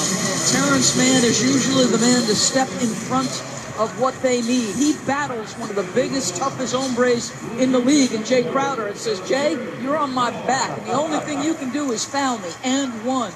Go ahead, Terrence Mann. Of course, it was Terrence Mann and Patrick Beverly, the catalyst of that 21-3 run in Game 3 a couple of nights ago that propelled them to the Game 3 victory as Mann knocks down the second free throw. He makes it 59-49. Suns with the lead with 6:10 to go here in the third quarter. Chris Paul on the right-hand dribble, facing down Terrence Mann above the three-point circle. Goes to his left around the Ayton screen. Got to the elbow, gets to the Crowder. Wide open 3. Man, East can't buy one. Rattled halfway down and out. Here's Jackson now in the left wing, cross-court to Paul George. Got into the paint, inside to Zubac on the dime. He slams it home, and it's an 8-point Phoenix lead. They have not taken a 3 this half. The Clippers are all 2s, Mark. Devin Booker missed the 2 right there from the left elbow. Paul George brings it into the front court with a right-handed dribble on the right wing. Booker guarding him. George pulls up from 14. Got it! And it's 59-53. That's as close as they have been in quite some time. Kawhi Leonard in the house. The smile is yet to hit his face. But I'm sure he's happy with this close here by the Clippers. Chris Paul with the dribble. In three-point territory, lets it fly from the left side. No good. Crowder kept it alive out to Bridges. Another possession. Here's Aiden. Over to Chris Paul, left wing. He calls for the screen. Aiden flips the screen. Paul drives to his left. Zubac's covering Al on the switch. Chris Paul launches the two. No good. Bridges with a putback. No good. Aiden tips it up and in. Persistence on the glass by Phoenix. Tremendous job. Mikal Bridges, because he's athletic and great hops, nice job keeping balls alive. 61-53 Phoenix. Zubac's with the ball, top of the key. Reggie Jackson with the floater at the foul line, knocked it home. Tell you what, they are attacking the paint consistently. After shooting 22 threes, I guarantee you, Ty Lue said, guys, let's get to the cup. This ball drives to his right, got to his spot, faked the pass to Aiden. Aiden corrals the missed shot out to Bridges on the baseline. Bridges shoots it from 10 over Zubac's. Good. Bridges has done a little bit of everything tonight. Second chance opportunities being created. That leads to good things. Good job by the baseline jumper by Mikal. Jackson with the floater off glass, no good. Back out to Terrence Mann on the baseline for three, no good. And look who's there, the ubiquitous, I'm everywhere, Mikal Bridges. Bridges with 7 rebounds, 3 assists. Paul snakes around the screen, picks up his dribble inside Ayton on the switch. Over Terrence Mann, couldn't get it to go. You can't take a fadeaway against a guy you've got 6 inches on in the post. Reggie Jackson, left wing three on the way. Good! Timeout, Phoenix! As the Clippers cut the lead to 5, 63-58. It took almost 9 minutes for the Clippers to take their first 3. This was about coming out and sending a message to Phoenix. We're coming at you in the paint, and we'll take a 3 when it's uncontested. Bringing it hard as the score now with 3:30 to go in the third quarter is Phoenix 63, the Clippers 58. Folks, this is the Western Conference Finals on ESPN Radio and the ESPN app, presented by Indeed. Janae and Golick Jr. Where is Ben Simmons at now after year 5 as a player in this league as you see him? He needs to make the decision right now whether or not he wants to be great, because that requires sacrifice. And that sacrifice means pushing yourself to the point of discovering how far, how great, how impactful your game can grow. Janae and Golick Jr. Weekdays at 4 Eastern on ESPN Radio. And now, watch exclusively on ESPN Plus. The Max Kellerman Show. But let me ask you something.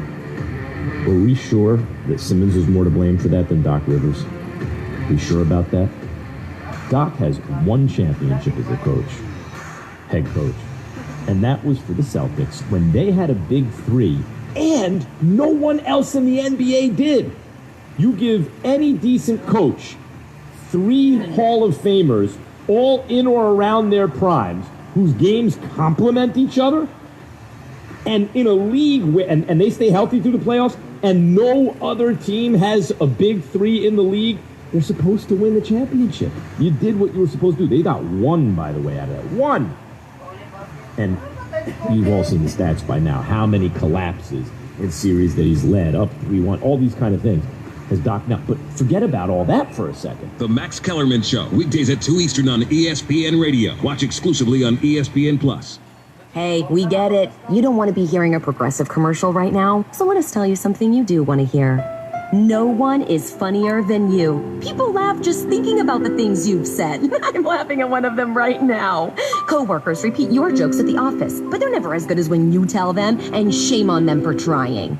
There, don't you feel better? You'll also feel better knowing you could save when you bundle home and auto with Progressive. Although I'm sure you'd have a funnier way to say that. Progressive Casualty Insurance Company affiliates and other insurers. Bundle discount not available in all states or situations. The NBA playoffs continue.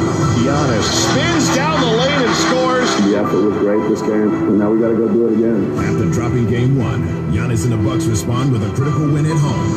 Now the series shifts to Atlanta, locked up at 1 game each. Can the Hawks bounce back? Or will the Bucks make it 2 straight? They showed that there's another level that we have to get to. Game 3 of the Bucks and Hawks. Coverage begins tomorrow at 8 Eastern on ESPN Radio and on the ESPN app. Presented by Indeed. Trae Young of the Hawks, 9 turnovers in 30 minutes. It's what to watch for Game 3 tomorrow night. Brought to you by the Bank of America. Customized cash rewards credit card. Earn 3% cash back on online shopping. Copyright 2021 Bank of America Corporation. I mean, I take complete responsibility for what happened tonight. Taking care of the ball is something I got to be better at, and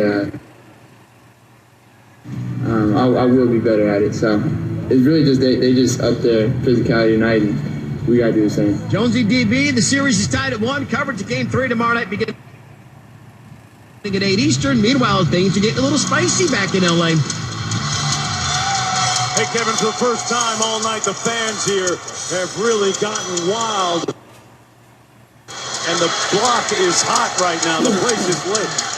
It's 63-58, and Doris, they've done it not by the three-pointer, but by the two-pointer, shooting 15 of them in the third quarter compared to just 2 threes. I just thought in the first half they were too early to take threes. It's better to take threes if you have touched the paint. Puncture it with a pass, puncture it with a drive, but puncture it because your threes become a lot easier. And now if you're the Suns, you're coming back with some of your reserves. Cam Johnson and Cam Payne on the floor. Cam Payne brings it into the front court, guarded by Terrence Mann. Dribbles to his left. Zubac picks him up on the switch. He's looking inside for Ayton, who's guarded by Mann. They can't get it to him on the mismatch. Payne gets downhill. Little ball fake, high off glass, no good. Ayton couldn't get the rebound. Paul George controls it. Clippers down 5. George on the drive. Tied up, got the shot off. Cam Johnson is saying jump ball. Eric Lewis says foul on you, son. So again, Mark, Paul George has done this all series. He's gotten his 10th rebound. And when he rakes and takes, he can put such pressure on you coming up the floor. He put Cam Johnson to his right with a crossover, and now he's at the foul line.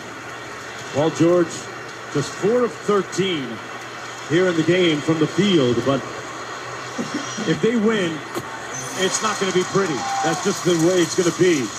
As he knocks down the first free throw, he's now 7 of 8. The lead down to 4 for the Suns. And this second half comeback theme for the Clippers continues. They've done it in all 3 series. The Clippers have never led in this ball game. Paul George takes a couple of dribbles, misses the second foul shot. Ty Lue was effusive in his praise of Paul George in our meeting with him earlier, talking about his great rebounding that's really helped out. Meanwhile, Payne in the front court for the Suns. Gives it to Booker, goes quick, pulls up for 15. Got it. Good looking midi that time. Makes it 65-59 Suns. Get the ball to your best player when you need a run broken. Jackson with the ball for the Clippers out top. Out near midcourt. Zubac calling for it. Ty Lue directing traffic from the sidelines. Jackson crossing over to his right. Hits Zubac with a pocket pass, and he's fouled by DeAndre Ayton. Fouled hard, and he's holding on to his right leg as his teammates help him up. Went down hard and comes up limping and favoring that right leg a little bit. Zubac fell down after being hit on the foul. It's a hard foul on the play that's going to go against DeAndre Ayton. Their bodies at the midsection collided. He could not, Zubac, get his hands down to protect his fall, and he landed awkwardly. Zubac knocks down the first foul shot. There was a scenario earlier this year when Zubac had troubles finishing at the rim.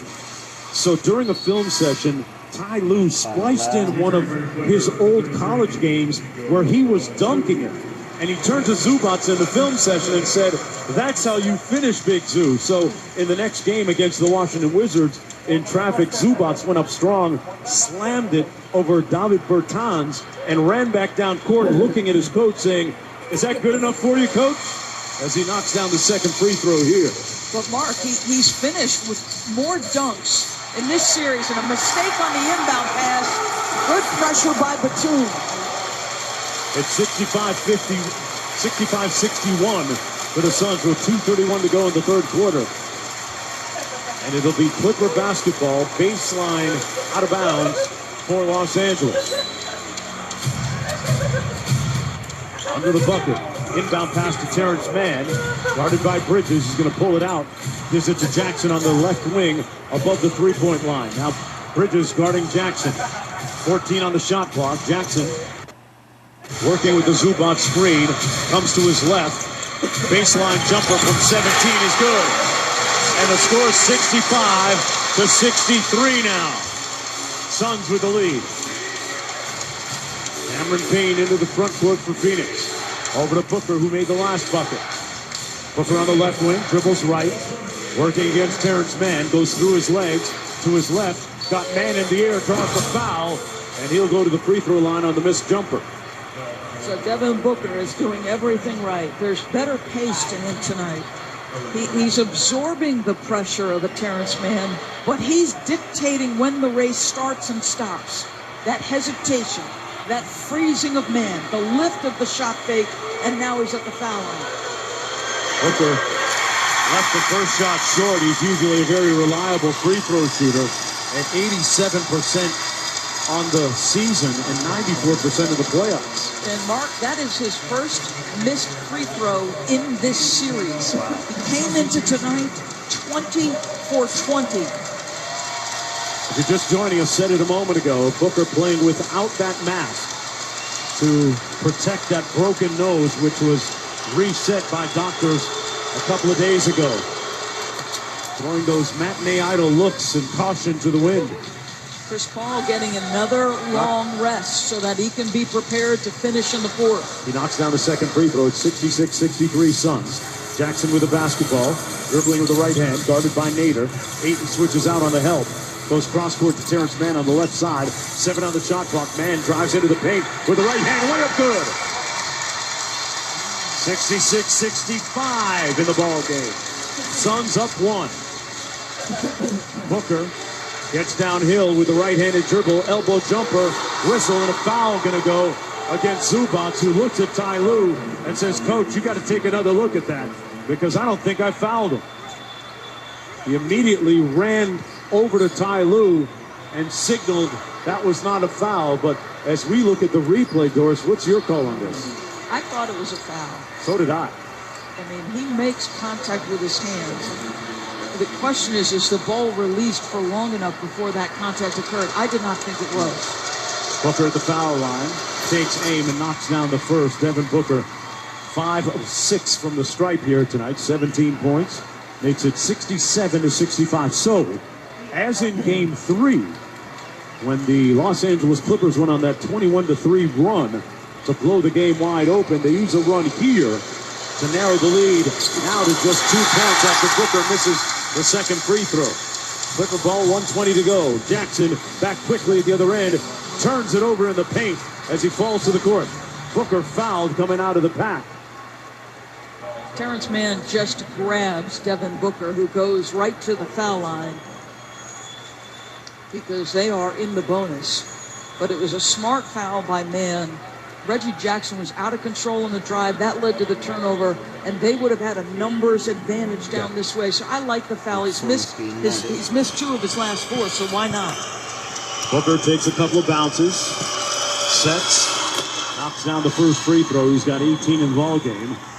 Suns lead is 68-65 as Chris Paul comes into the ball game for Cameron Payne with 1:14 to go. What do you make of that sub? Well, you're coming back on the defensive end. Chris Paul is so smart, so tough, great communicator. The other thing is you're going to have a couple more possessions offensively. You want to make sure you finish the quarter strong. You don't want momentum for the Clippers going in. Booker knocks down the second foul shot, 69-65, 1:10 to go in the third quarter. Reggie Jackson on the bounce on the right wing above the three-point line over to Zubac. Zubac hands it off to Mann, goes quick on the left side, blocked by Ayton, but a foul called by Eric Lewis, who was the baseline official. He calls the foul on Ayton. And that's going to be... I think it's a bad call. And I don't think he was in proper position to make it, to be perfectly honest with you. Oh, no, that's not a foul. That's not a foul. That's a really bad call from an official who's on the opposite side of the floor. Zach Zarba had a clear look at it. I don't know why you do that. You're Eric Lewis. As a result, Terrence Mann going to the free throw line, where he's a perfect 3 for 3 so far tonight. And sets and misses the first. We now pause 10 seconds for station identification. This is the Western Conference Finals on ESPN Radio and the ESPN app, presented by Indeed.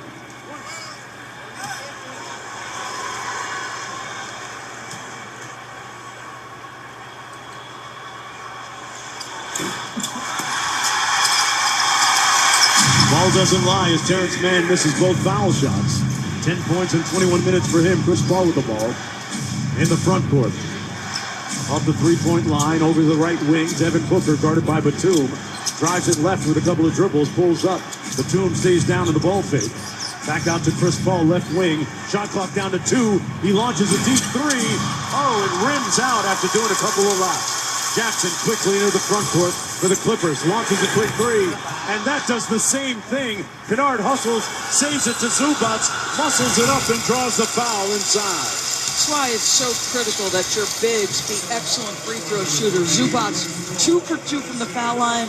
Zubac's given him a heck of an effort again. He's got another double-double, 12 points, 11 rebounds. Zubac fighting DeAndre Ayton every step of the way. Zubac with a chance now to make this a 2-point game. 4th personal foul on Chris Paul. So you ask why. You sub him back in. That's the danger. Now Patrick Beverly comes into the ball game after Zubac made that first free throw. Beverly comes in for Terrence Mann. So it'll be Beverly, Batum, Zubac, Kennard, and Jackson for the Clippers. Meanwhile, for the Suns, it's Johnson, Nader, Ayton, Booker, and Paul in the backcourt with 26.1 to go. Zubac misses the second foul shot. They're hurting themselves, Mark, from the line. 3-point lead for the Suns. Chris Paul brings it up court. On the far side of the floor, on the left wing from our broadcast position. Chris Paul working against Batum, gives it to Ayton. Top of the three-point circle. He dribbles right. Booker coming off the screen, guarded by Batum closely. Booker picks up his dribble against Beverly. Fades away on the jumper, no good. Ayton hustling, ball knocked out of bounds. It'll be Clipper basketball with 0.1 to go. Great job by Ayton, because his battling on the boards prevented any real opportunity to score it here. They inbound the ball, the Clippers do, and that's the end of the third quarter of play. Phoenix up by 3 points after 36 minutes, Doris. Just an incredible response, I think, from the Phoenix Suns. All the momentum, all the pressure by the Clippers was raining down, and Devin Booker did what great players do. He got himself to the free throw line. He's 7 for 9 there. But if you're the Clippers, same thing. Be aggressive, attack the paint, play off of your paint touches into your 3 game. Well, Los Angeles outscored Phoenix 30-19 in that third quarter. And at the end of the third quarter, it's Phoenix 69, Los Angeles 66. This is the Western Conference Finals on ESPN Radio and the ESPN app, presented by Indeed. Today, I'm taking it to the streets to give people the good news. Oh, excuse me, hello. I'm Flo from Progressive, and did you know... No, I'm just waiting for the bus. So then you have time to hear about how with Home Quote Explorer, you can check if you're paying too much for home insurance. Yeah, if I was interested in talking to you, which I'm not. Okay, I'll do the talking, and you just check if you can be saving, which is going to be pretty hard to do if you put on your headphones. Okay. See if you're paying too much for home insurance with Home Quote Explorer. Progressive Casualty Insurance Company and affiliates. Comparison rates not available in all states or situations. The NBA playoffs continue. Giannis spins down the lane and scores. The effort was great this game, and now we got to go do it again. After dropping game 1, Giannis and the Bucks respond with a critical win at home. Now the series shifts to Atlanta, locked up at 1 game each. Can the Hawks bounce back? Or will the Bucks make it 2 straight? They showed that there's another level that we have to get to. Game 3 of the Bucks and Hawks. Coverage begins tomorrow at 8 Eastern on ESPN Radio and on the ESPN app. Presented by Indeed.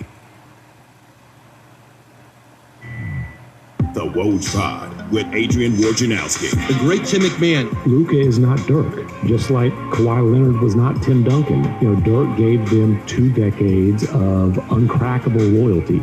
They are going to have to convince Luka that this is a place where he can consistently contend for championships. And if we're being maybe pessimistic, but I think realistic, there's probably a 3-year window to do that. You can listen to the Woj Pod on the ESPN app or wherever you listen to podcasts. Janae and Golick Jr. Where is Ben Simmons at now after year 5 as a player in this league as you see him? He needs to make the decision right now whether or not he wants to be great, because that requires sacrifice. And that sacrifice means pushing yourself to the point of discovering how far, how great, how impactful your game can grow. Janae and Golick Jr. Weekdays at 4 Eastern on ESPN Radio. And now, watch exclusively on ESPN Plus.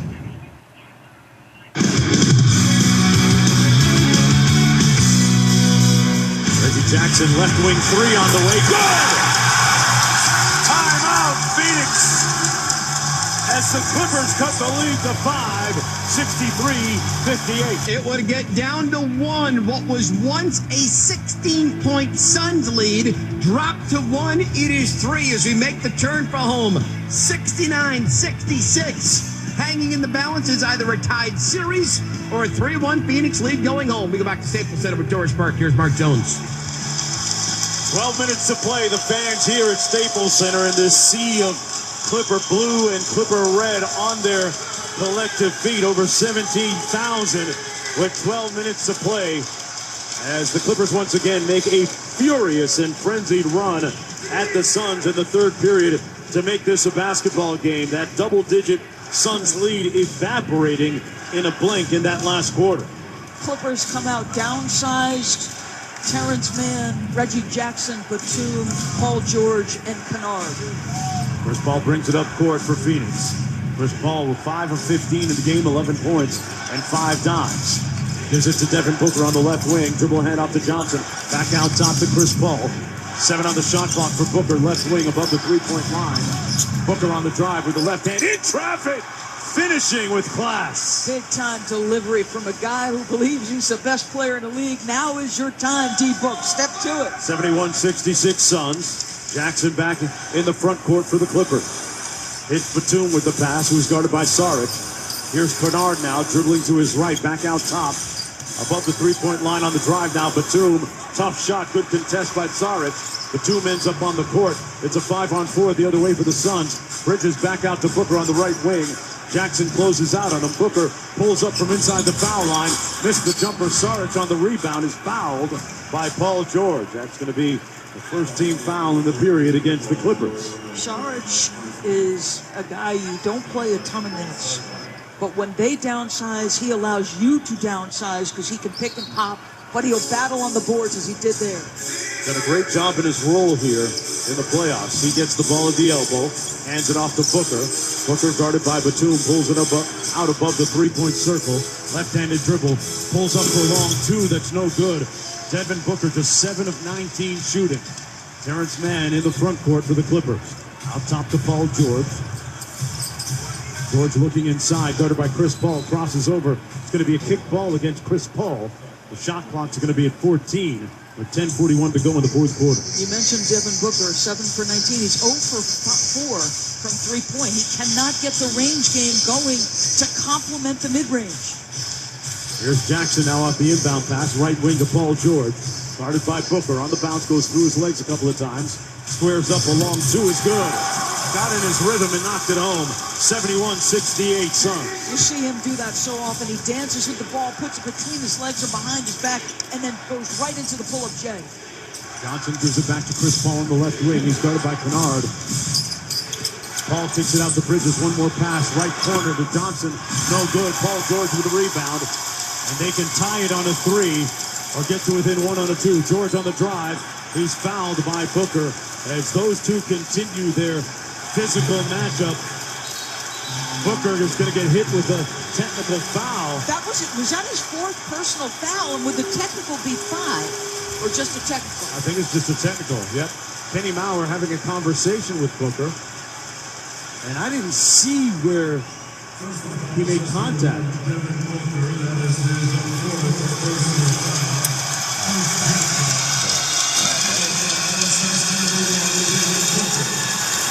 Yeah, he pushed Paul George as we look at the replay on our monitor. Sorry for going silent for you, but I don't know about that. I mean, this is ridiculous. This is not a technical foul.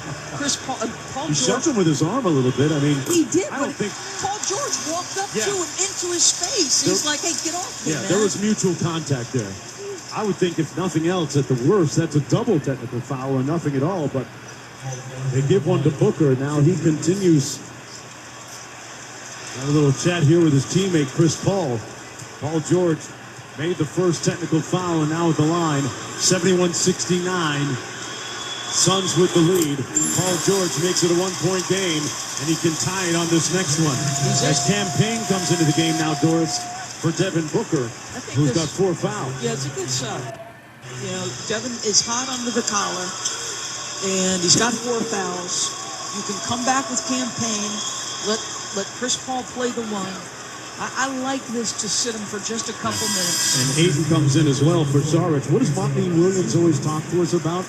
Maintaining your emotional poise, and there they momentarily lose it. As the Clippers have mounted a big-time comeback here. Paul George at the free throw line now with a chance to tie the game at 71 with 10:07 to go.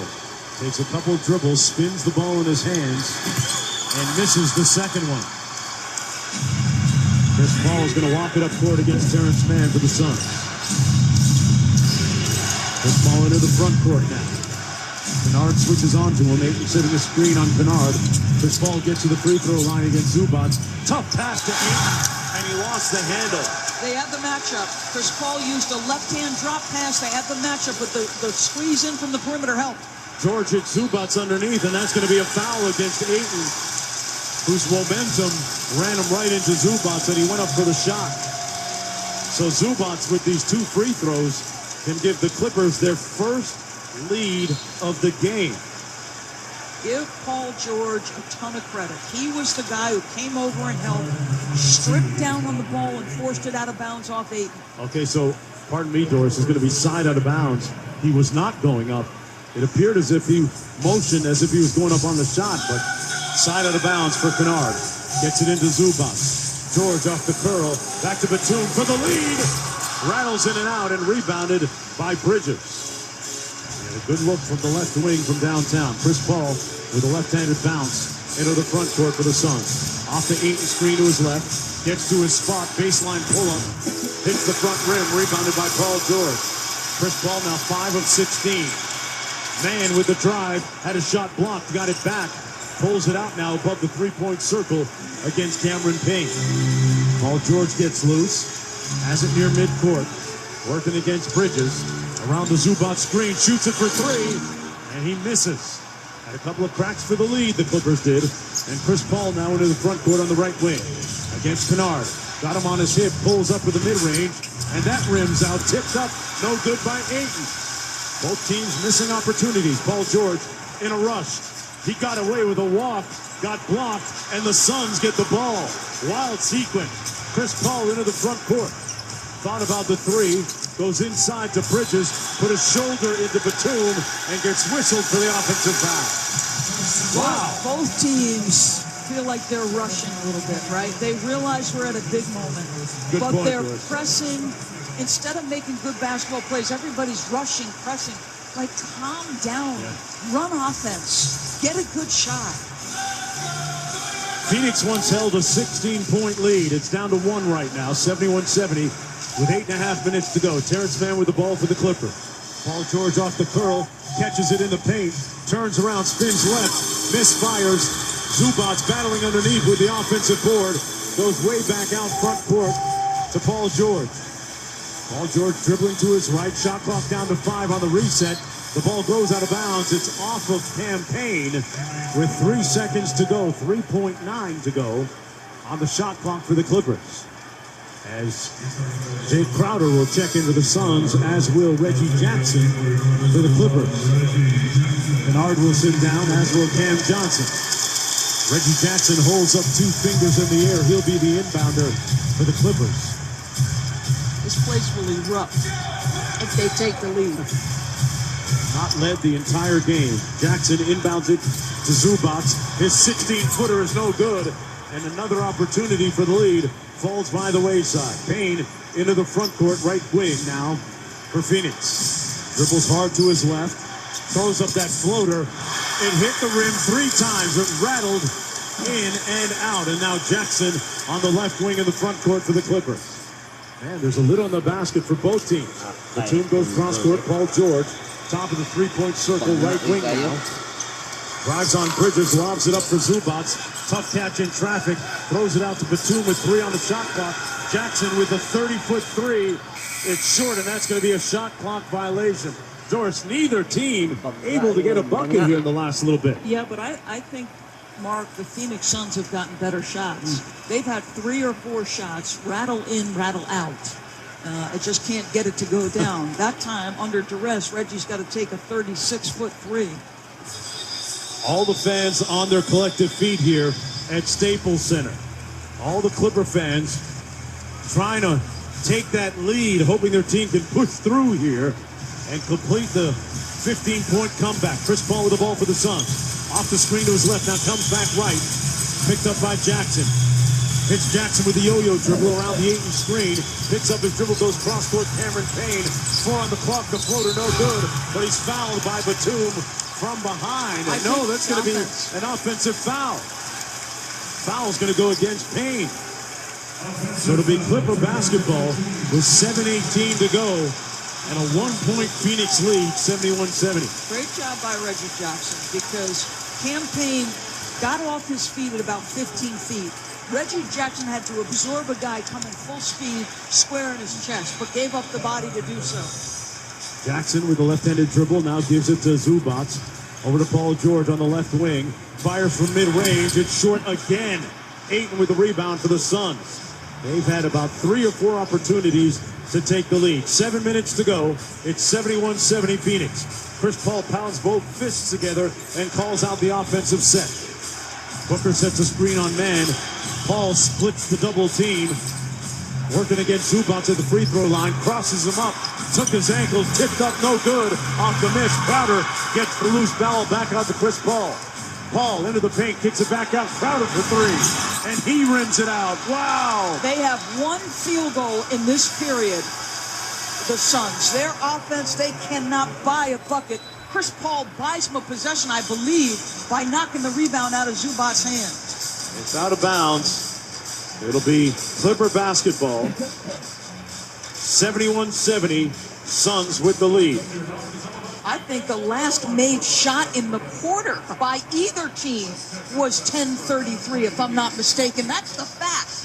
Wow. 71-70 for almost 4 straight minutes, Mark. Long time between drinks of water for these respective teams. 71-70, 6:35 to go. Folks, you're listening to the Western Conference Finals on ESPN Radio and the ESPN app, presented by Indeed. Suns with the lead. Bottom of the 9th, 2 outs, bases loaded. This is what it's all about. And here's the pitch. Oh, a deep drive to center. Way back. This could go all the... And now a message from our sponsor. Bundle your home and auto with Progressive for great savings and round-the-clock protection. Progressive. I can't believe it. Did that really just happen? Folks, you'll never forget where you were when you heard that call. Progressive. There's never a bad time for great protection. Progressive Casualty Insurance Company and affiliates. Bundle discount not available in all states or situations. The NBA playoffs continue. Giannis spins down the lane and scores. The effort was great this game, and now we got to go do it again. After dropping game 1, Giannis and the Bucks respond with a critical win at home. Now the series shifts to Atlanta, locked up at 1 game each. Can the Hawks bounce back? Or will the Bucks make it 2 straight? They showed that there's another level that we have to get to. Game 3 of the Bucks and Hawks. Coverage begins tomorrow at 8 Eastern on ESPN Radio and on the ESPN app. Presented by Indeed. Like the transfer portal is going to come with some difficult lessons that have to get learned along the way. But when we hit that equilibrium, when we get used to this enough, what's going to end up happening is we're going to wind up back where we always were, having a highly competitive product that's not quite as good as the NFL's, but it's surrounded by all the same pageantry that everyone knows and loves. And so that's why I'm always trying to calm people down. Like, it's not going to ruin. You never walk into a restaurant and say, you know what, you want to make this meal better if the 5-star chef in the back is paid less. Were my joy or the thing I derive from this? No, you would say, man, I count on the quality of this even more because I know he is highly paid, because he has earned what he...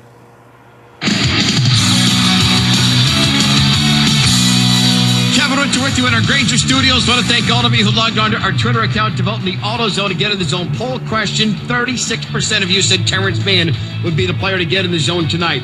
I can tell you who's not. Anyone on either team here in the 4th quarter. Mark Jones, Doris Burke. Here are the numbers. A combined 2 for 21, 0 for 6 from three-point land with 4 turnovers to start this quarter. And Jonesy, ever since the 2 free throws put the Clippers within 1 at the 10:07 mark, they're 0 for 6 when trying to take the lead. Back to you both. Yeah, ice-cold shooting, Kevin, on both teams' respective parts. And an interesting interaction, Doris, during that timeout is Ivica Zubac was really mad and looked like it was brought on by some of his teammates. Terrence Mann telling him to be stronger with the ball. Chris Paul inbounds it for the Suns, gets it back from Ayton, dribbles it out near midcourt. On the left wing now, working against Terrence Mann off the Ayton screen. Paul gets free, lobs it up for Ayton, and he slams it home. Great play out of the timeout. Excellent execution. They lifted everybody, then got Paul downhill with Ayton trailing them. Monty Williams take a bow, 73-70. Suns with the lead. 6:10 to go here in the fourth quarter. Jackson with the ball. Over to Paul George, left wing, working against Crowder, right up on him. Back out top to Jackson. Thought about calling for the Zubac screen, one-on-one against Booker. He leans back, and that's going to be a foul against Booker. And that's going to be his 5th personal foul. Doris, I thought Jackson threw his head back into Booker. I'm not sure Booker deserved that foul, but he gets it anyway. It's one of those plays, Mark, that I think competition committee's going to look at. He doesn't dead stop, you're right, but he does lean his head back. I think it's the appropriate call. You generally give that one to the offense. It's like driving a car and tailgating, man. It's always going to be your fault. That's right. Jackson knocks home the first free throw. Folks, a trio of NBA podcasts hosted by Zach Lowe, Windy, Brian Windhorst, and Adrian Wojnarowski. Join the conversation wherever you get your podcasts. Reggie Jackson pantomiming at the free throw line, his shooting motion. Chance to make this a one-point game. And the chance of Reggie come from the sold-out crowd, and he knocks it home at 73-72. Suns with a 1-point lead, 6 minutes to go. Chris Paul brings it up court. You hear the chants of defense from the crowd here. Chris Paul dribbles to his right off the screen by Ayton. Finds Booker on the right wing in three-point territory, staring down Terrence Mann. Booker's had a tough shooting night, drives it left, throws up the quarter, no good, rebounded by Paul George. Clippers can take their first lead of the game. George on the left wing, stopped by Chris Paul. Working on the dribble through his legs around the back. Chris Paul got a hand up on the George shot, and he causes the miss. He left it short. Again, a failed opportunity at taking the lead as Chris Paul comes into the front court now for the Suns. Crosses over to his left. On the dribble, picks it up, back out to Booker. Booker rising up from the elbow and drills it home. It's 75-72 Phoenix. Mark, he gets such excellent elevation on the jump of his jump shot that the contest is very hard. 23 points for Booker in the ball game. Jackson with an 18-footer. That's good. Hit it from the left elbow. It's 75-74 Suns. And a timeout called by Monty Williams. Well, excellent execution. It had been such a struggle for both teams. And I thought in each of the last two sequences on either end, execution was critical. They calmed down. They ran their play. They get D. Book a nice mid-range, and then Reggie Jackson a mid-range. And Jackson was thanking Zubac for that strong screen that he set as they went to the huddle. Folks, with 4:56 to go in the fourth quarter, the Suns lead it 75-74. Mark Jones courtside with Doris Burke. This is the Western Conference Finals on ESPN Radio and the ESPN app presented by Indeed. The Hoop Collective Podcast. Trae Young is 3-0 in road game ones. Yep. Playoff career. Who does he remind you of what he's doing right now? There's a lot of Steph. Yeah. There's a lot of Dame, but he passes like Nash. Spectacular confidence, dancing on the opponents. Steph is him for me. It's Steph. But he gets to the line like Harden. The Hoop Collective Podcast. Listen on the ESPN app or wherever you listen to podcasts. This is Greeny. I don't love the back and forth. And look, I'm a professional sports broadcaster. If KD and Scottie Pippen are going to be going into a war of words, well, who am I to complain about that? He gets into it. And when people tell him, KD, stop doing this, on Twitter, he'll say, hey, don't tell me what to do with Twitter. I can do whatever I want. This is what I want to do. I'm doing it. Shut up. Fair enough. Who am I to tell him how he should tweet? Greeny with Mike Greenberg. Weekday mornings at 10 Eastern on ESPN Radio. And watch exclusively on ESPN+. Conference finals hot and heavy, and we will have the great Marv Albert talking about it Monday with me, Greeny, starting 10 a.m. Eastern on ESPN Radio and ESPN+. The Hoop Collective Podcast. Trae Young is 3-0 in road game ones in his playoff career. Who does he remind you of what he's doing right now? There's a lot of Steph. Yeah. There's a lot of Dame, but he passes like Nash. Spectacular confidence, dancing on the opponents. Steph is him for me. It's Steph. But he gets to the line like Harden. The Hoop Collective Podcast. Listen on the ESPN app or wherever you listen to podcasts. This is Greeny. I don't love the back and forth. And look, I'm a professional sports broadcaster. If KD and Scottie Pippen are going to be going into a war of words, well, who am I to complain about that? He gets into it. And when people tell him, KD, stop doing this, on Twitter, he'll say, hey, don't tell me what to do with Twitter. I can do whatever I want. This is what I want to do. I'm doing it. Shut up. Fair enough. Who am I to tell him how he should tweet? Greeny with Mike Greenberg. Weekday mornings at 10 Eastern on ESPN Radio. And watch exclusively on ESPN Plus.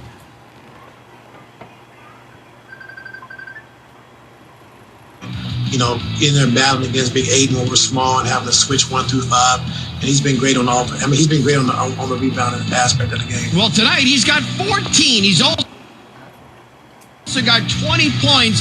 The Clippers have had 7 chances to take the lead. They can't get over the hump. Mark and Doris, they feel like Staples Center is ready to explode. Sure sounds like it too, Kevin. The fans back on their collective feet here with 4:56 to go. Phoenix leading it by a point. It'll be Suns basketball. And Reggie Jackson, nice job. Reggie Jackson with his 8th 20-point game in the entire regular season. He only had 7. But without Kawhi, they need him, and he's delivered. Chris Paul brings it into the front court for the Suns. Left wing to Devin Booker. They got a bucket out of the last time out. Let's see what they run here. Chris Paul hits Bridges at the top of the three-point circle. Looking to the right wing. Booker now on the catch, working against George. 3 on the shot clock. Throws up a crazy shot strong. Missed pretty much everything, but the back one on the other side. Reggie Jackson into the front court right wing now for the Clippers. Jackson threw his legs a couple of times, driving on Bridges, puts it up off glass. No good. Zubac got fouled underneath against Crowder, it looked like. The foul's going to go against Phoenix. And for Phoenix, that will be their 4th team foul. You know, the physical battle between Ayton and Zubac is something else. Ayton went over to help on the drive of Reggie. That opened up a window of opportunity for Zubac to get rebound number 13. He's got 13 and 13. Beverly inbound sideline into Jackson on the right wing, working against Chris Paul. Dribbles right, Booker switches on to him on the right wing. Jackson crossing over a couple of times between his legs. Little machine gun dribble, drives left, lost the handle, baseline, far side to Paul George. Ball fake, and they won't get a shot off in time. Shot clock violation by the Clippers. Yet another missed opportunity to take the lead. Kevin Winter told you coming out of the break it was 7. There is number 8. Phoenix basketball. But Phoenix hasn't been able to put pressure on with their own scores. Chris Paul walking it up with a left-handed dribble against Terrence Mann. Mann backs off of him. Chris Paul on the bounce. Beverly guarding him. Crosses over. Comes around the Ayton screen. Gets it back, working against Zubac here. Chris Paul drives left into the paint. Lays it off. Blasts it in. Somebody got a bucket. He finally was able to beat all the pull-in help from the weak side with the dribble drive. 77-74 Phoenix. 3:33 to go. Jackson on the left wing. Around the Zubac screen. Pulls up for the tie. Misses it. Beverly skies for the rebound. Knocked it out of bounds. It'll come back the other way to the Phoenix Suns. Chance to get a little more separation. If you're Phoenix, you got to execute again here. What'd you think of the shot? Did you mind it? I didn't love it. It was early, and again, you're not touching the paint. Chris Paul brings it into the front court, working against Terrence Mann. Mann backs off now. Shot clock down to 10 already. Chris Paul directing traffic above the three-point line. Drives left. Off the Ayton screen. Zubac switches on to him. Chris Paul crossover to his right. Mid-range jumper. Down and out. Rebounded by Paul George. He brings it into the front court. Right wing. Shoots a 3 for the lead. Actually for the tie. Beverly with the rebound. Jackson on the drive. Stopped up by Ayton. Back up front to Beverly. Jackson gets it back in three-point territory. 5 on the shot clock. Working against Ayton. Good defense by the big man, and he gets the stop. How about Ayton on the perimeter and then the challenge? Chris Paul picks up his dribble at the top of the three-point line over to Booker. Hasn't been pretty for Booker, just 8 of 22 shooting. Stares down his defender, Terrence Mann. 8 on the shot clock, dribbles left. Zubac switches onto him. Booker off the bounce still. Hesitation move, puts up the floater, whistle, foul, and it's going to go against the Clippers, putting Booker on the free throw line. Boy, I tell you, Antoine Walker used to say this. He'd say, if you're in the playoffs, and this is something that supposedly Michael Jordan had told him, boy, that looked like a clean block on the replay. Woo, and he's not using the challenge yet. Maybe the body, the lower body, is what they're calling. Zubac had his left arm on Booker as Booker makes the first free throw. It's 78-74, 2:16 to go. But Antoine Walker once said, Michael Jordan told him, down the stretch of a playoff game, go to the bucket. Get contact on your body, and if you're an excellent free throw shooter, get yourself to the free throw line. Booker 8 for 10 and 28 for 30 in the series from the foul line. Antoine Walker also said the reason I shoot so many threes is because there's no fourth. Booker knocks down the second free throw. 2:16 to go. The Suns holding on to the lead, 79-74. Clippers have never led in the basketball game. Morris Sr. above the three-point line, back out top to Paul George, guarded by Bridges. He dribbles to his right. Booker switches onto him defensively. George drives baseline over to the opposite baseline. Beverly for three. No good. Crowder with the rebound and possession. Chris Paul going to take his time. Under 2 minutes to play. Phoenix up 5. Chris Paul into the front court, guarded by Terrence Mann. Calling out the play. Booker trying to get open. On the left wing, working against Beverly, makes the catch. Above the three-point circle, shot clock down to 4. Booker squaring up, working against Beverly. Active hands, knocked it away. Beverly forces a time count violation. No, they're going to call it a walk instead. Take your pick. Great defense by the Clippers and Beverly. Patrick Beverly, as soon as the shot clock started dwindling, his ability to get in a stance, apply pressure, keep his man in front, even somebody as talented as Devin Booker. You want to talk about a dogged defensive player? Man, oh man, the effort you get from P-Bev every night. And then walks into him for good measure and pushes him off. Oh, he was yelling first team like Tony Allen used to. Folks, start your day with Keyshawn, J. Will, and Zubin. Every weekday morning from 6 to 10 a.m. Eastern Time, followed by Greeny with Mike Greenberg until noon on ESPN Radio and the ESPN app. We got a timeout on the floor. We're going to stay right here and talk a little strategy, Doris, down the stretch with 1:34 to go. It'll be Clippers basketball. Yes, Clippers ball. So with a 5-point deficit that they're staring at. Yeah, so you don't need a three. And the one thing I've continued to stress, it's been a real struggle. I believe the Clippers have 2 field goals in the fourth period. Wow. So it's been a real struggle. They've had many opportunities to take the lead. Now you got to continue to execute. And they got back in this game marked by their willingness to touch the paint on the drive or on the pass and then get to the 3 game. That is exactly what you'd like to see. Make Phoenix make multiple efforts. The Clippers have a foul to give for what it's worth. They've got a timeout remaining. Meanwhile, the Suns have 2 timeouts remaining, and they don't have any fouls to give. So it'll be side out of bounds, Los Angeles basketball in the front court. Reggie Jackson, Patrick Beverly, Terrence Mann, Morris Sr., and Paul George on the floor. They go small. For the Suns, meanwhile, it'll be Chris Paul, Jay Crowder, Bridges, Ayton, and Booker. Inbound to Paul George, dribbles out to the right wing, goes cross-court, Beverly on the 3, drives it into the paint, cross-court to Morris Sr. He drives baseline, cut off by help, and Chris Paul comes up with the steal on Terrence Mann. Booker quickly into the front court. He's double-teamed by Morris Sr. with 1:15 to go. Booker is going to back it out and calls for the screen from Ayton. He's above the three-point line on the right side of the floor. Drives to his right, gets into the paint, lays it up, and that's going to be a blocking foul against Beverly, says Zach Zarba. With 1:05 to go, Booker going to go to the free throw line for 2. I absolutely love that Devin Booker. Chris Paul wanted the ball. The point guard wanted it. And Devin Booker said, no, I'm the best player on the team. Patrick Beverly's rotation was just late. And our boy D. Book turned his body just enough. And I think a timeout by Ty Lue as he trying maybe to think about challenging this. I think they are perhaps going to challenge this call on the timeout by Ty Lue with 1:05 to go. They're going to take a look at this and see if it was a block or a charge or no foul at all. As Devin Booker and the ruling on the floor is collided. a blocking foul on Beverly. The Clippers have taken a timeout to challenge the ruling on the floor.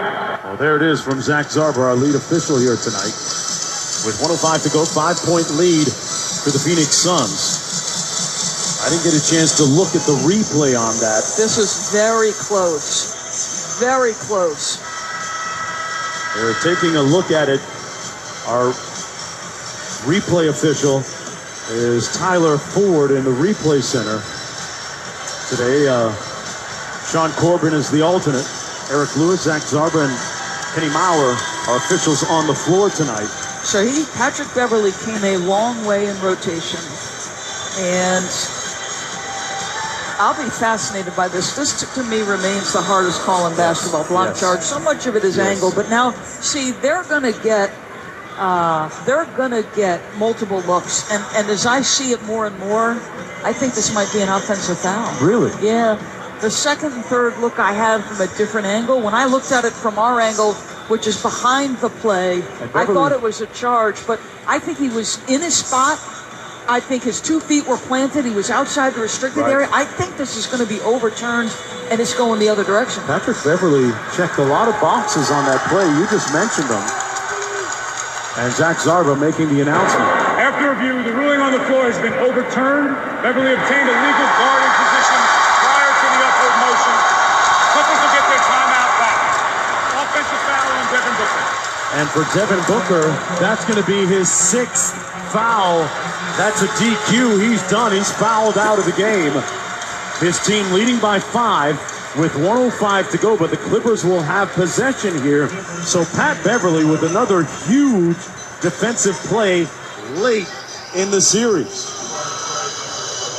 So you've got to make a defensive stand. You come back in with Torrey Craig in place of Devin Booker, and he has yet to play a minute.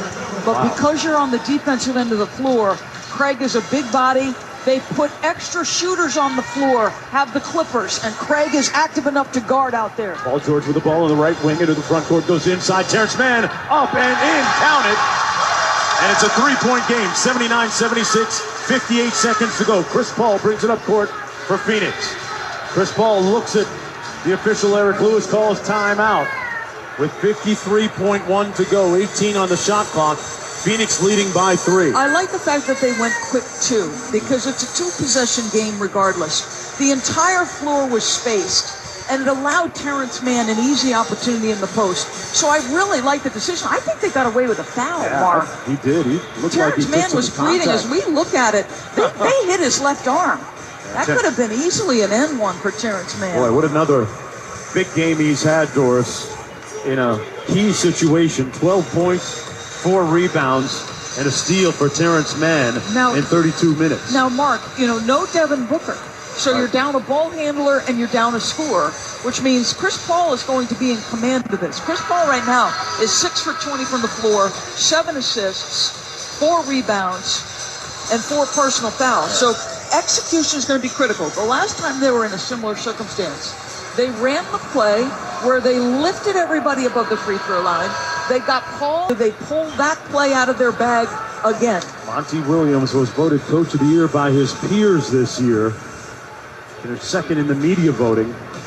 But he has drawn up some gems in ATO situations in the playoffs and all season long. Let's see what he has here for the Suns with 18 seconds to go on the shot clock. 53 seconds to go on the game clock. The Suns have 1 timeout remaining, no fouls to give, while the Clippers also have a timeout remaining and one foul to give. Chris Paul off the inbound play. He's got the ball out top, out near the midcourt circle. Paul George reaches and gets whistled for the foul. They had a foul to give. And it's going to be signed out of bounds.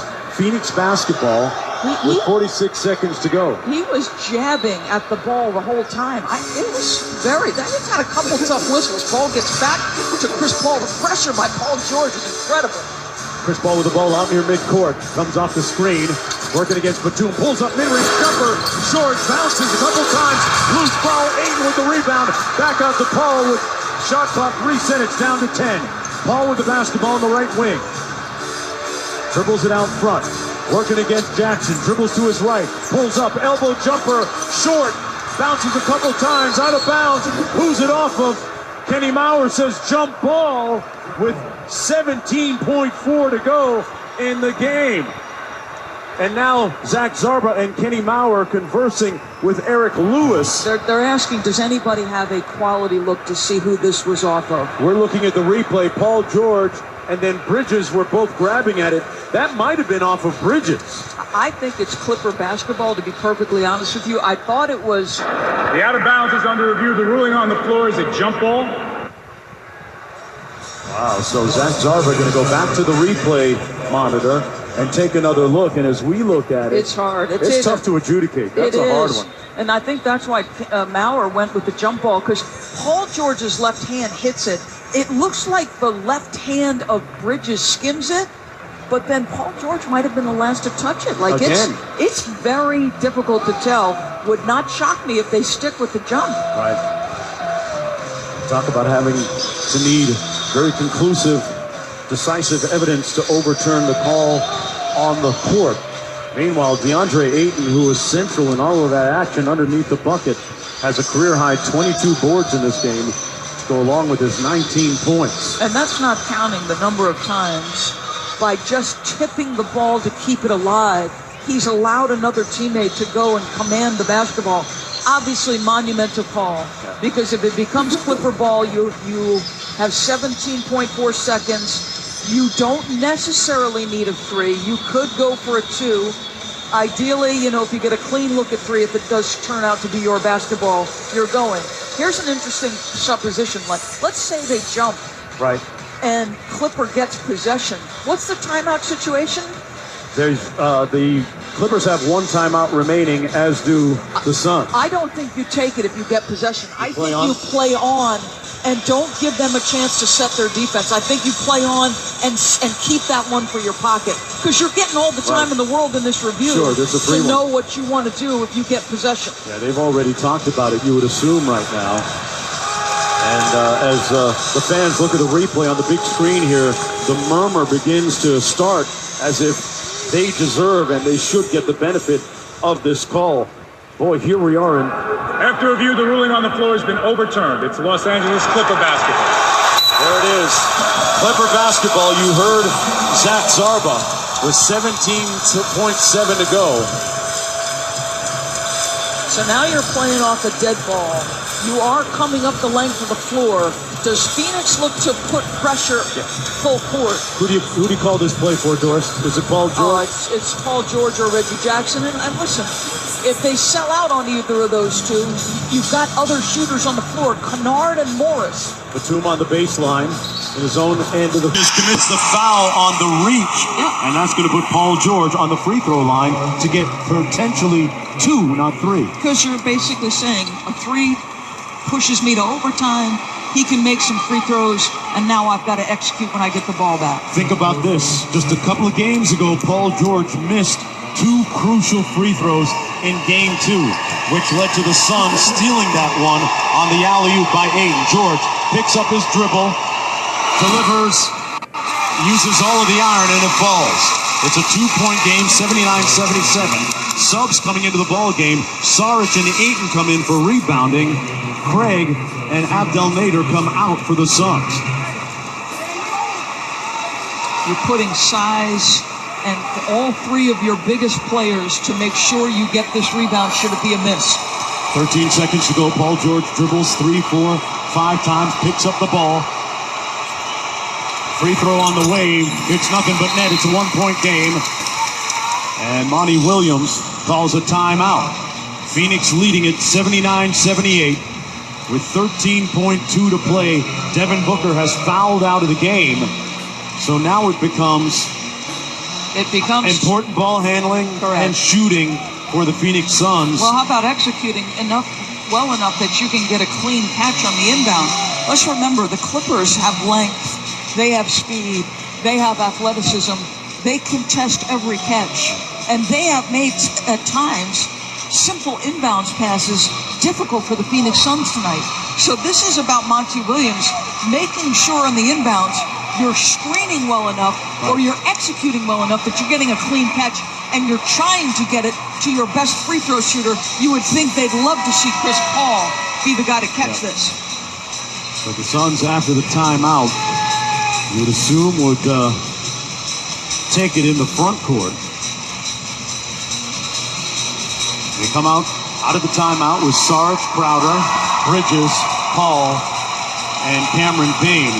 They'll advance it with 13.2 to go in the fourth quarter. The Suns holding a 1-point lead, 79-78. The Clippers come out with their 5. Beverly, George, Mann, Jackson, and Batum. Jay Crowder to inbound, sideline for the Suns. Throws it to Saric, makes the catch. Run over, lost control. Payne comes up with a loose ball, tipped out of bounds by Batum. Zach Zarba emphatically says Suns basketball with 7.8 to play. A lot of ticks off the clock. Yeah. That was a lot of ticks. Now you don't want to use a timeout here, obviously. Jay Crowder to inbound again. No timeouts remaining for the Suns. Meanwhile, the Clippers with 1 timeout remaining. Crowder inbounding again, sideline in the front court. Crowder looking, finds Chris Paul, who's chopped and fouled right away by Paul George. Boy, Paul George about to say, I stripped that clean. They had him trapped on the sidelines. He felt like he stripped it clean. Yeah, Paul George and Nick Batum had him there. And that prior play with Cam, by the way, just so you know, that was the same play Devin Booker, and it got overturned. So Chris Paul stepping to the foul line, where for 2 shots, 79-78 Suns lead. Paul knocks down the first with 7 seconds to go. So now, if he Clippers have a timeout remaining. Sorry, Mark. If he makes this, you're back in the position of deciding, do you foul? And you have to be careful about its execution. We've talked about it before. You want to do it on the downward dribble if you decide to foul. Chris Paul going to line up the second one here. Morris Sr. comes into the ball game along with Batum, Beverly, George, and Zubac for the Clippers. Chris Paul takes 1 dribble, fires, knocks it home. The Suns lead it by 3. Ty Lue calls timeout with 7 seconds to go. The Suns leading it 81-78. They are up by 3. And as you mentioned, the decision is foul or not to foul. Up by 3. Bridges fouled Paul George last time to put him on the free throw line. They had 1 to give. And they didn't have 1 to give. Give Bridges credit. Like, trying to time it on the... we say, hit him on the downward dribble like that's an easy thing. But when he was that far from the bucket, it was perfect, timing by him. But everybody's in contest. Your heels are on the 3-point line. And I'll tell you, you got to be careful. You cannot give the official any doubt that guy's on this upward shooting motion if you decide to foul here. So the counter then for the Clippers, are they trying to get that 3 off without even someone having an opportunity to foul them on the 3? I think you have to try to execute trying to get a good shot, understanding what they're going to try to do, but your concentration is good screen into a clean 3. They come out with Jackson, Kennard, Paul George, Batum to inbound on the sideline, and Morris Sr., one of the top 3-point shooters in the league. Batum with the ball now, inbounds it to Paul George, turns, fires, but there's a whistle first. Body and a contact. Foul on Bridges before the shot. So that's going to put him on the free throw line. Ty Lue arguing with Kenny Maurer on the call. And Paul George is going to make that procession to the free throw line again. It's like Chris Paul having a couple of not so encouraging words with him. Paul George gets the ball from the official Zach Zarba. Takes 5 dribbles, spins the ball, aims, delivers, and he misses. So now what do you do with 6.3 to go, down 3? I think you almost want to miss this unless you try to make it and foul immediately. You've come back with size with Ayton and Saric and Crowder all along the lane line. They sub in Boogie Cousins trying to go for the rebound here. Chris Paul looking at his guys, putting his elbows out, saying, box out. A big potential rebound here if George chooses to miss. He has to hit the rim, remember. A lot of guys forget that. If you're choosing to miss intentionally, you have to hit the rim. He hits the rim. It comes off. Loose ball whistle by Eric Lewis. And a foul going to go on Saric. Trying to check out. Saric trying to check out Boogie Cousins. Wow. So is that Boogie Cousins at the free throw line? You're right back in the same spot. With 5.8 to go, still a 3-point Phoenix lead. And now Boogie Cousins, who just saw his first action of the night in the dying seconds of this game, ice cold with the ball in his hands, shooting free throws. Aims, knocks down the first. It's 81-79 Phoenix. A different type of decision here, Doris, in terms of missing? I he can make this now, right? He can. Yes, absolutely he can. So Morris comes back in. Boogie Cousins misses on purpose, and he didn't hit the rim. I just finished saying that you have to hit the rim if you choose to miss intentionally. You still have... Amazing. Yeah, you still have no timeouts if you're Phoenix. So you've got 5.8 seconds to inbound it cleanly. You've got to be able to do that. Clippers up in pressure here. A cataclysmic play. A catastrophic play in decision by Cousins. 8 to go. Crowder gets it into Chris Paul, running away from traffic, and he's fouled as the Clippers call for a travel. Kenny Maurer says he was pushed by Pat Beverly, and now Chris Paul will strut to the free throw line with 3.9 to go and try and put this game on ice. This is close, boy. Chris Paul almost tripped. Patrick Beverly's leg is out, and that is what the call is. But boy, this is so close to a travel. Did Beverly foul him on the reach first? Or was it the foot, like he said? I think he called a trip is what he called. 3.9 to go. Paul shoots it, knocks down the foul shot to make it 82-79. This one will seal it, obviously. The Phoenix Suns don't have any timeouts. Pardon me, the Clippers don't have any timeouts remaining, Doris. Correct. So if you're Paul, you want to make this. You cannot fall asleep if you're Phoenix. You've got to realize if this is a miss, you've got to guard. 3.9 to go. Chris Paul takes